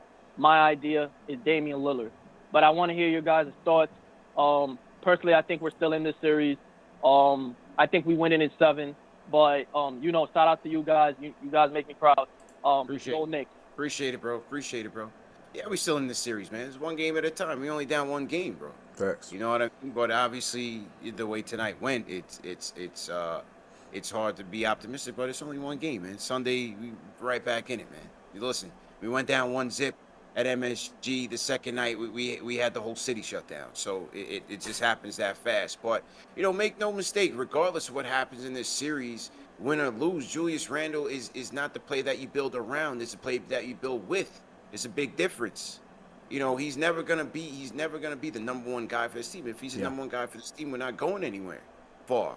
And that's just the reality of it. He's a very talented player, but we need somebody better. I've always been saying this all year long, and I'll continue to say that. We need somebody better. Off season is off season. We're focused on the here and now. And the here and now says that I still feel like this team can still win this series. It's a very evenly matched series, man. We can still win this series. Agree. He just has to step up, bro. He just has to step up, man. Yeah, I mean, he's struggling mightily, but I mean, I know we're many fans are evaluating him as a number 1 option, but I never thought that Randle was a number 1 option on a championship team to begin with. So I didn't know that he would struggle like this, but I also wasn't going to be surprised if he was just having decent games and not great games, because when you're heading into the playoffs now and you're talking about a defensive mind like Nate McMillan, you're no longer playing on a Monday one team and Wednesday another team. You know what I mean? Like, you're playing the same team, and now these guys have ample time, advanced scouting reports. Yeah. Now they game plan it against you, game to game to game. And if Julius Randle's not a number 1 option to begin with, then, am I really holding it against him? First playoff series. The frustrating part is how bad he's shooting. Like, that's frustrating. Right. And to RJ, listen, he's getting outplayed by Hunter. I will say that. He is getting outplayed. And we need to, he needs to step it up a little bit. Yes, he's 20 years old. Yes, it's part of his development, but he can't have stinkers. Let's step up a little bit. Let's go back to hitting some of that corner shot, because that's also part of the development. You going through an experience is not always a great experience just because you're going through it. You want to take something out of that experience so that you can build off that experience. So, I'm hoping that he turns it around and he can build off that depending on how this series goes. Said, man. Well said. So to everybody in the chat, once again, hit that thumbs up button for you boys. I'm going to read a couple more super chats, and then Eden Drop-Off, be ready on the Discord. King Matthew sent a super chat. He says, LOL, Hawks fans have to shush it up. It's not over yet. Let's go Knicks. Random RJ step up game 4 is a must-win game. All right, salute to you. Yeah, Hawks fans are chirping right now. They've earned it tonight. They definitely got that. So salute James Davey, says, let's go Knicks. Michael Parker, appreciate you. Number 1 fan of the show. Appreciate you. Sends a super chat. Paul Robinson says Randall was trash against BK, Denver, Philly, big games. All right, so he doesn't feel like he's a big game guy. Nets lost tonight, matter of fact. Yeah, man, Jason Tatum went off. Nice. And then the Nets were up like 20 something to like 6 to start the game. Like, it was okay. The Clippers were down by like 20 something in the first quarter too, and I think that's a close game now. It's crazy. Nappy Pocket says, the super chat, he says, y'all remember when I told y'all we need to trade Randall while his value is high? Y'all laughed at me. Well, whatever you were getting back from this year wasn't going to help us in the playoffs. So, I mean, that's neither here nor there. Thank you. It's just, you can't. They're out tonight. In the room, man. And then to me, trust me, there was no. I don't even want to get into it, man. Yeah. Right. Yeah. Forget that. Ryan Animal Chuck D sends a super chat. He says Giannis was getting trashed because every team caged him out of the playoffs until now, and he's double MVP. Don't expect Julius to beat these schemes. We got to really be a big 15 now, hit shots and make stops. Yeah, we read that. All right, back to the Discord. Eden, drop him off. You up next, man. Eden, drop him off. What's going on? I'm next. Yo, hello? Next, bro. What's good, bro? Yo, what's good, bro? How you feeling, man? Pretty good, man. But I really wanted to get this win today, man. But, somehow we lost. But it's all good. You're going to bounce back in Sunday, game 4. No doubt. There's a couple things I got to say off my chest, though, bro. Yeah. Randall, he didn't really improve that game either. Randall hasn't really improved the playoffs. He's just been quiet lately. But we gotta stop shooting so many threes. Like really, we need to stop shooting so many threes. Cause at first, bro, we was playing good. We was up by 5 in the first. And then we started going down a little bit. Trae Young, he had a good game. And, yeah, they had a good game. I really can't complain this game. Yeah. We just played awful. Okay. But, I think for game, game 4? Yeah, game 4. Randall, yeah, you gotta improve, bro. Yeah. And RJ, and I'm not gonna put the blame on RJ, bro, but RJ, you gotta hit some of your shots, bro.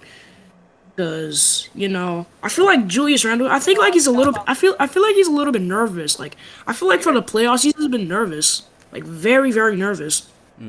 Yeah, so, and good points, man. Good points. And it just seems like he has been crossed up in his decision-making, man. Obviously, game 1 and 2 definitely seemed like he's been nervous, man. But it's one thing if Hunter's guarding you, but Danilo, you should be frying Danilo like some egg. You should be frying him, CK. Man, and then they had that spat. Him and John Collins had that spat in the beginning, and then John Collins responded by shooting an air ball and was like, "This is your game, Jules. Take advantage." And it didn't go in his favor either. I don't know, man. Let's go to. We're gonna go to the phones for one, and then on the Discord on deck is gonna be Ball and Jerry. So Ball and Jerry, get ready because you're gonna go after this person on the phones, and this person is gonna be Tom from Astoria. Tom, how you doing? Yo, guys, how's it going? Thanks for taking my call. I really appreciate it. Thank you, bro. JD, you made some great points earlier. I think you made all the adjustments you can make, right? The second half of the last game, when you put in Taj and Derek, that squad played terrifically. I love those adjustments. He came out with that starting lineup today. It was really just a matter of the Knicks being tight. They're being in their head, and it's contagious, right? The whole team is tight and pressed, right? So bunch of threes, if you really watched the game, went in and out. It was like a shot that Rose hit. I mean, I think it rimmed twice and then came out of the basket. So the rhythm is just off. The chemistry is off. If the passes are crisper, a lot of times what you were seeing is like the pass would come in. The guy would have to, because pass was a little off, the guy would have to take one dribble and then shoot a 3 out of rhythm. So when you shoot these 3s out of rhythm, what happens? You have 30% from the 3-point line. And just like game 1, it was a complete replica of game 1 where you saw all those 3-pointers out of rhythm. So I think it's just a matter of inches. Like you hit a few more of those 3s, we're talking about a 2-point game. Yeah, right. I know a lot of callers are talking about the defense. I was like, yeah, there was some defensive lapses, but it was really all on the offensive end. And you can't have your 2 star players, like other people have said, put up duds and expect to win. We were lucky to lose by 11. Yeah. Either like I was expecting RJ to actually put up a big third quarter because he's actually shot 43.6% on the road from three compared to 36% from three at home. So he's actually shot better at the three on the road. But he's just like tight. I think the guys are feeling the gravity of this moment. I don't know if Taj can gather the crew, get them loose, play some poker, have some drinks. Just like get a little loose, because they're clearly all playing tight. They're clearly feeling the gravity of the moment, putting a lot of pressure on themselves. But I think they can I think it's just really just a few more shots going in from the 3-point line, and the math adds up, and then they come back. Yeah, good points, bro. Good points. Just watching it live, it just seems like they're tight, Tom. I'm with you, bro. Appreciate and the call. Tom was so right with that too. I don't even think we mentioned that. Like, that was the most frustrating part about this entire night. Is the Hawks did not close the game. They left the door wide open in this game. 11 points, 13 points, 11 points, 13 points, 11 points, 11 points, 11 points, 11 points. So, like, the door was open for us to take advantage, and we just, like Tom just said, we did not take advantage. Even forget threes, if we were just making some damn mid-range, some twos, something around the rim, that would have gave us some momentum. Once we see the score go under 10, who knows what could have happened from there, but we just didn't take advantage. But, yeah, that was very frustrating. But that's a good point by Tom, man. We were down 11 there, and Burks missed a open three, and then Rose came back. They missed. Rose came back, shot a jump shot, mid-range, missed it. That would have been a 5-point swing. Would have been 97-91 at that point. So to your point, he left it wide open for us to come back in the game. Yeah, man. Ball and Jerry, you on deck. Make sure you're ready to go. Shout out to Rhyme Animal Chuck D. Sends another super chat. He says, big up to Sky Zoo at KnicksFanTV halftime show, who pointed out St. Louis, not the Atlanta Hawks, last chirped the chip in 1957. So my 1973 ain't so bad. Played his latest single, St. James Liquors, on my radio show tonight. Salute. Yeah, man, salute to Sky Zoo, man. We linked up at halftime. His pops as a seafood food truck, out here in, I believe in Douglasville, out here in Georgia. So we're going to go check that out tomorrow. Maybe we'll go live with Sky Zoo and his pops from the food truck, man, and just chop it up on some Knicks talk. So stay tuned for that tomorrow. Tomorrow I'll also be on Sirius XM with my guy Gerald Brown. Bottom Line Sports Show. We'll be talking about the series, and that is on, for those of you with Sirius XM, that is on channel, hang on. That is going to be on channel, I'll get back to you on the channel. It's channel 86. I believe it's channel 86, the NBA radio channel on Sirius XM, man. So I'll be on there at 11 a.m. All right, so to the Discord we go. Ball and Jerry, what's going on? Ball and Jerry, you up next. Ball and Jerry going once. Ball and Jerry. Can you hear me? Yep, loud and clear, bro. What's going on? How you guys doing? Good, man. What's going on with you? Not much. Just watching the Clippers, end of the Clippers game. Yeah, Clippers. But yeah, I'm just gonna keep it relatively quick. I just have two things I want to talk about. I don't know if anybody's brought this up yet because I've just been waiting in the Discord. But let's talk about like the impact that Quickly can have like off the bench. Like tonight, he shot 1 3-pointer. Like Quickly, when he's in the game, like he can be so, like his energy can, like everyone on the team can feed off that. I feel like when he's only shooting like 1 3 a game, like he's not even giving himself like the opportunity to get going. Like he can actually be like a really big difference maker for the team, I feel like. And you saw like he got looks out there and he just wasn't pulling the trigger. Like instead he would drive, try to get into the paint, and like Capella would like swat him. Like he's got to be confident in his shot. Like you saw in game 1, like how hype he was. Like I know it's different on the road, but like people can feed off that, and like he can get, like he could have gotten, I feel like, the second unit going tonight if he was just like less hesitant. I don't know. Yeah, I agree. Yeah. I agree with you, bro, and appreciate the call. Yeah, I thought IQ should have been a bit more decisive in his decision making. Just let it fly, man. You know, they may not give you the space that you had in the regular season, but you got to pull it, bro. You know what I'm saying? What did you guys think about Quickly's game overall? I don't really feel like we talked about IQ tonight. He didn't show much. No rebounds, no assists, no steals. I mean, he didn't have a turnover if you want to look at any positive in 15 minutes. He's been like that all season in terms of not turning the ball over much. And you know, you've seen as a rookie too, they haven't been giving him a lot of calls. You know, in terms of some of the trickery that he does, or For the you know, trade calls, man, they're not giving it to him, bro. they're not giving it to him, and so he's had to adjust to that. He was 2 of 8 from the field, and in addition to being inefficient, there was no playmaking ability. And you know, that sometimes what you get, you know, you're starting rows.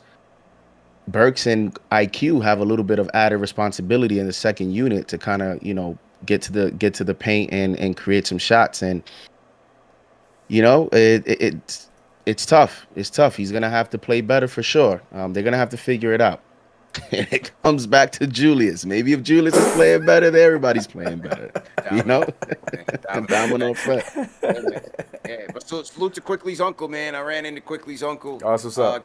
Game, man, and he was a big fan of KnicksFanTV. Definitely shouted us out. So salute to Quick showed us love too. So the family's watching, bro. Family's watching. Love, man. So salute to the Quickly family. Definitely appreciate the support there. So hopefully he bounces back. All right, a couple more on the phones. I want to go to Vietnam. Greg from Vietnam, what's going on? What's up? Can you guys hear me? Yeah, how you doing, man? Good morning, good afternoon to you, man. How you doing, bro?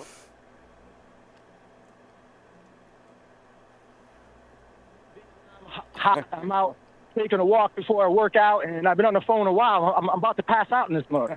But listen, shout out for you guys. Especially you being at the game, just seeing you interact with these. First of all you farewell Atlanta fans, man. Your Braves fans are bad. Your Falcons fans, your Hawks, all you guys. So just calm down. You ain't won nothing in a minute. But look, the optimist in me, and I'm not really an optimist, wants to say, yeah, we're gonna bounce back Knicks in 7. But the realist in me is, guys, we in trouble.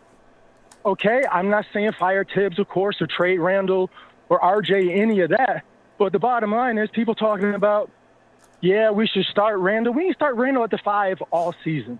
Tibbs ain't going to do that. You know what I mean? Quickly, he's a shooter, but he's not shooting. So, like one of y'all just said, he didn't show much. Bottom line is Randall's averaging 13 or 14 points a game after averaging 26, and he's shooting, what, 20-something%? Barrett he had 5 points at the last garbage time. Otherwise, he had 3 points. Yeah. He averaging 11. And Tibbs, I love him, but he's getting out-coached. Like all the callers have said. You know what I'm saying?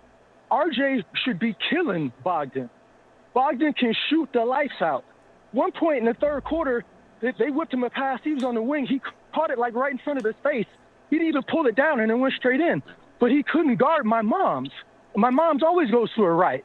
You know what I'm saying? RJ should be killing him. Dano can shoot. Dano can't play no D. Randall should be killing him. And, you know, you at the game, so you can't see it, but I think everybody on TV was watching. Randall, the look on his face, like when you see him at timeout, he's not sitting right next to Tibbs. He's on like the outer ring of the huddle, man. It don't look like he involved. He looked like he was knocked or something. Yeah. You know what I'm saying? He looked kind of like he shook. Yeah. And everybody's like, two games ago, somebody called in, was like, well, you know, Randall be good because after a long layoff, he's not good. It takes him time to get warmed up, man. This is the playoffs. And everyone would say, I like Barrett. Barrett's like, he's 20 years old, but he's been playing basketball his whole life. Yeah. You know what I mean? So, guys, I think, and again, I hope not, but I think we got to face the fact that we may be gone as far as we can with the talent that we have on this team. And that's not a bad thing. It's not a knock against anybody. But I knew this was going to be a tough matchup, and I don't mind losing. But it's the way we losing, man. Right. We defensive team, they're shooting 51% from the field. Yeah, yeah. They shoot 51% from the field. We shot 30 free throws in their home. They only shot 8. They shot 8. And we still lost? We still got washed. Yeah. So none of these people are calls. Because Noel had, 10 free throws? Noel had, you know what I'm saying? 12. Right? Noel had 12 free throw attempts. He went 10 and 12, so good for him, man. Good for him. Yeah, man. Double.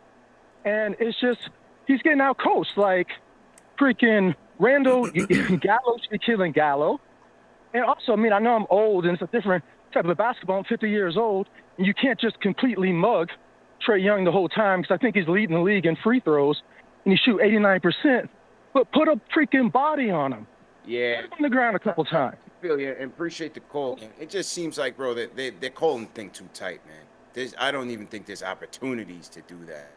You know, you saw the other night in game 2 where Bullock, you know, gave Hunter the little, you know, forearm, and they called a flagrant foul. They call him flagrants on everything, bro.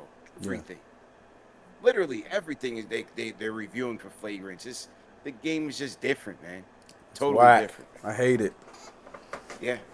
Totally, bro. Totally. And with all that said, it can just change if we win game 4. Everything changes. I'm telling you, man. If our key players make shots, this is a different thing. You know what I mean? Like, yeah, we can't get too high. So we win game 4, going into the Garden for game 5. Pressure, you know, the Hawks are a young team too. So exactly. Greg checking in all the way from Vietnam. It's hot out there in Vietnam. I love Greg's energy though. That was hilarious. Yeah, Greg's always holding us down, man. So it's Greg in Vietnam. Nix and Dime sends a super chat. So Nix and Dime, he said, not for nothing, but Mama Peyton's been throwing shade at other Knicks players and coaches all season. It's just getting the spotlight now. Well, just like Peyton, I wouldn't be following his mom either, so I wouldn't know. I just caught wind of it randomly on Twitter tonight, and I just thought it was whack. So, you know, but even more reason why Peyton telling the media that he pays no attention to it is complete BS. So, you know, the fact that his mom's been leading the charge all year, as Nix and Dime says, you know, it says it all. But you got to keep all that stuff in house, and Peyton has to do a better job of checking that. You know, shouldn't be bringing that type of negative energy to the team because it's just not necessary, especially in the fact that his replacement beasted tonight and was the best player on both ends, not even close. All right, I want to hear from. We're gonna close the phones with my guy Papa Left. Papa Left, what's going on, bro? CK, what's up, man? CK, is CK on here? Yeah, CK. Yeah, what's up, bro? What's good, bro? Yo, what's going on, yo? Oh my God. Yeah, I'm gonna make my point real quick. I'm gonna stay away from the shenanigans and talk about the basketball, because there's plenty of shenanigans to go around tonight. But yeah, man, every possession we have a 4-on-3 available to us, and the answer is, you know, it's pretty much involved in Julius's play. Like I feel like our fan base gets so bogged down by a loss, and they start thinking about next year and who's a max player and who should we not resign. I'm like, yo, like if Julius Randle just goes north and south and gets I'm gonna score 40 points out of his head, we have a 4-on-3 every single possession. It's the most frustrating thing. I put on Twitter, I said, it's frustrating because he has 96 minutes of game film of him seeing what happens when he goes north and south. If he gets the ball, doesn't let them settle in a double team, and engages it, collapses it, we get an open shot. You know, 9 out of 10 times he's going to get an open shot. Yeah, Randall may jump and make a ridiculous pass and turn it over. He's just going to have a margin of error. But he's going to find an open man if he gets the ball and goes north and south. If he tries to shake his man and he has no room to go, he can't make a move left and right, he's going to settle for bad shots. And someone's got to like demand that of him. Like, bro, you're not going to score 40 against this team. Like, that's not how you're going to help us win. So I hope game 4, you know, I don't even want to overthink like Derrick Rose starting and messing up the rotations. I literally think it's Julius. I think Julius just has to continue to get the ball. And I know I said this to you, CP, but like I know like us Knicks fans or maybe Randall himself doesn't like the idea of Noel and Gibson scoring, but like they're wide open. Like, yeah, you know, we gotta move the ball. We gotta be aggressive. We gotta get physical with this team. Like, it's just not enough. The defensive resistance is disgusting at some points. It's frustrating, bro. This team is maybe better than us. They may have more sharpshooter than us, but there's no way that this team back-to-back halves is 15 points better than that That just can't continue. Season's not over. You got a big game. Sunday, man. Papa left, man. I'll hit you tomorrow, man. Rest up, bro. Yeah, get some rest, bro. Appreciate the call, man. Appreciate the call. Papa left on the check-in. All right, we're going to shut down the switchboards. Salute to everybody who called in. Appreciate everybody who called in once again. And we're going to close on the Discord. Cynthia, man, you're going to be our closer tonight. Cynthia, unmute your mic on the Discord. How you doing? Wait for Cynthia to get it going.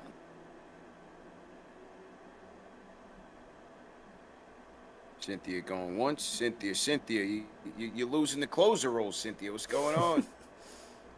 There you go. Cynthia there? Oh, no. Oh, Cynthia, come on. This is your big moment. Cynthia. It's moment to shine. Oh. Cynthia. Okay, guys. Wow, honors. Can you hear me? There you are. Yes. Yeah. Thanks, guys. Thanks. I'll make it quick because I know I heard Mayor saying we got 90 seconds. No. You good, Cynthia. You good. Go ahead. Okay. Guys, just some quick points. Bullock, I just couldn't stand when he was letting Trey kill the clock. Move up on the guy. I mean, I know you can't be directly in his face, but then again, that changed when he got that foul and he got in that trouble with Collins. All of a sudden, in the next play, you saw Bullock up in Trey's face. Why couldn't he play that a little bit earlier? Help stop Trey killing the clock. So that kind of bothered me. The second thing, I definitely think Randall is just scared. It looked on his face. And maybe like the last 2 minutes when the things were like, when it was really like the game was escaping for us, that Randall was like driving. I agree with all the other callers. We need to get physical. We need to drive, stop settling for threes. Ashley's point the other day, that why we making Trey Young a villain. He is a villain. He is so cocky. I can't stand him even in the regular season. And he reminds me so much of Reggie Miller. Someone saying, oh, don't compare him. The guy's got talent, but I compare him to Reggie because he's so cocky and he's a freaking actor from Hollywood that when you breathe on him, he's twerking his head and he's just like, and the whistle is called. Yeah. He is so much like Reggie, and he is a villain to me. I can't stand him. We should wipe the floor with him. I mean, we got to get physical. We got to get physical. And the other thing is that, Obi, I saw that he was getting some passes from Burks and Rose. If we can use his physicality, no one was expecting it, and maybe they'll change the game plan once he does that. But I think we should have taken advantage and use him a little bit more. And also free Pell and free Harper. I'm sorry. I know Tip sticks to his thing, but give these two guys, I think, 5 minutes. Both seasons, not those guys. Those guys aren't. But CP, why not? Like, give Taj a breather. Give him 5 minutes. Give Pell 5 minutes. No, Pell's not. I don't know. I would give those guys, I would give them a break. Rose, hey, listen, if it wasn't for Rose, we wouldn't even be in this far, I think. Yeah. But I think Rose needs a breather. Rose needs a breather. He can't do everything himself, But that's all I got, guys. Appreciate it, Cynthia. Have a good weekend. Thanks for closing. You too, guys. Close it tonight, Cynthia. Appreciate it. Definitely. Thank you, guys. Thank you. Love you guys. Yep. Thanks, you. Look, ideally, Burks has been our guy. He's been cooking. He didn't have it going himself. 1 for 5 from downtown, 2 of 8 from the field. So, listen, it was lackluster effort by everybody except for Derrick Rose. Let's just be honest. Nobody else was good except for Rose tonight. And they have to be better all the way around to win this game on Sunday and ultimately win this series. But we'll chalk this one up. It is what it is. It's a loss. We move on to Sunday.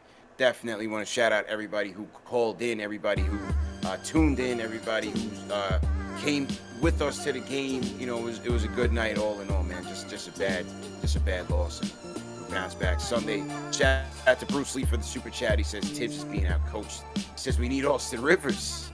All right. I was waiting for it. He probably saw Rivers' big shots. I know. I was waiting for someone to bring it up today. Almost made it. we know Rivers is good for the outburst, man, for the elbow 3 outbursts, and look, he's delivering for the Nuggets. Good for him, man. You know, I root for Rivers still, but it was hard for him to really fill out a role with all the guards that we had here. So I think the Knicks made the right move by cutting the loose. All right, fellas, let's cut the show. JD, we'll go to you, man. Go ahead and sign out for us, man. Thanks for filling in. I thought you did a great job for us tonight. And yes, sir. Hopefully we can do this again, bro. Absolutely. Thank you for having me. Salute to you, CK. Shout out to the chat. See CP there. He does a show on the road. He does a show wherever. Yes, so, sir. Much respect to you and your hard work, man. That's why you've gotten to where you are now, and the fans and everyone sees it. That's why you have a tremendous amount of support. Listen, game 4, we have to go get that game. We CP, you talked about Burks not coming through. We talked about Quickly. When you're on the road, sometimes that happens with the supporting cast. That is why your best player is the player that has to be there at home and on the road, because you don't know what you're getting from role players when you're going on the road. So game 4 is the Randall game. If he struggles again, I'm going to start to wonder, is this mental, or is this also the minutes that he's played throughout the season? Is it finally catching up to him, being that a lot of his shots are short? Is he fatigued? We will see. So let's hope we win game 4. The momentum totally changes. So everyone stay positive. Let's get ready for game 4. Bring that energy, and we'll be here for the post game. Yes, sir. Great job, man. CK. Yep, I'm gonna keep the same thing. We just need our guys to do what they do. From top to bottom, except for Derrick Rose, Alec Burks, Emmanuel Quickly, Reggie. Everybody needs to do their thing, especially when it comes to Julius Randle and RJ Barrett. Our key players do their thing, we'll be just fine. Game 4 will be big, and I expect the Knicks to show up on Sunday. So I'm looking forward to that. You know what it is. Find me everywhere at CK2K. But mainly, we're here, KnicksFanTV. Like my man JD said, CP's out there doing the work in the trenches. You know what I mean? We out here, KnicksFanTV. The show goes on. See you guys on Sunday. We out here, man. Still having a good time regardless, man. Win or lose, man. It's still sports. But, the connection that we have with the community has been second to none, because our fan base is second to none. I put our fan base up against anybody. We're the best fan base in the world. And this is why I do what I do, and why we have a great team, around us, and great calls and great following, great support. So for those of you that are in the area, Sunday again, we'll be back at Hudson Grill, 11 a.m. Game time is at 1 p.m. and then we'll hope for a win, man. Jay Boogie will be in town, so we'll definitely link up with Jay Boogie and have him on the channel. So make sure to keep it locked with us. Remember, these shows are also available in audio podcast format: Spotify, Google Play, Apple Podcasts, all the major podcast platforms on the KnicksFanTV. So no reason to miss it.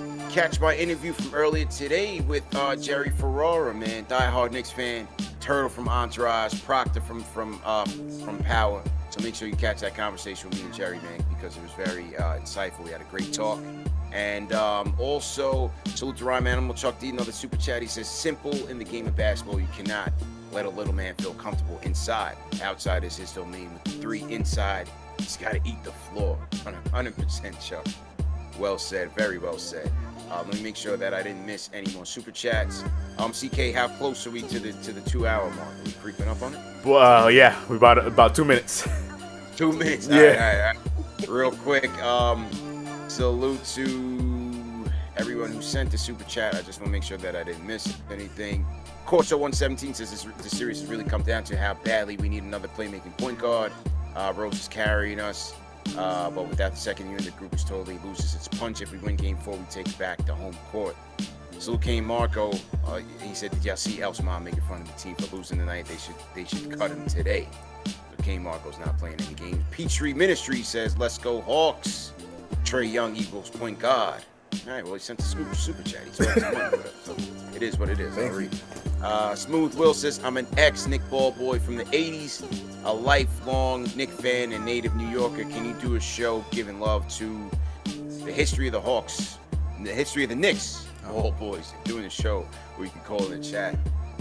Sure. I mean, if that's what, the people are interested in, I guess. All right, so I think we covered all the super chats, man. Definitely appreciate everybody for tuning in, supporting. We'll see you guys Sunday.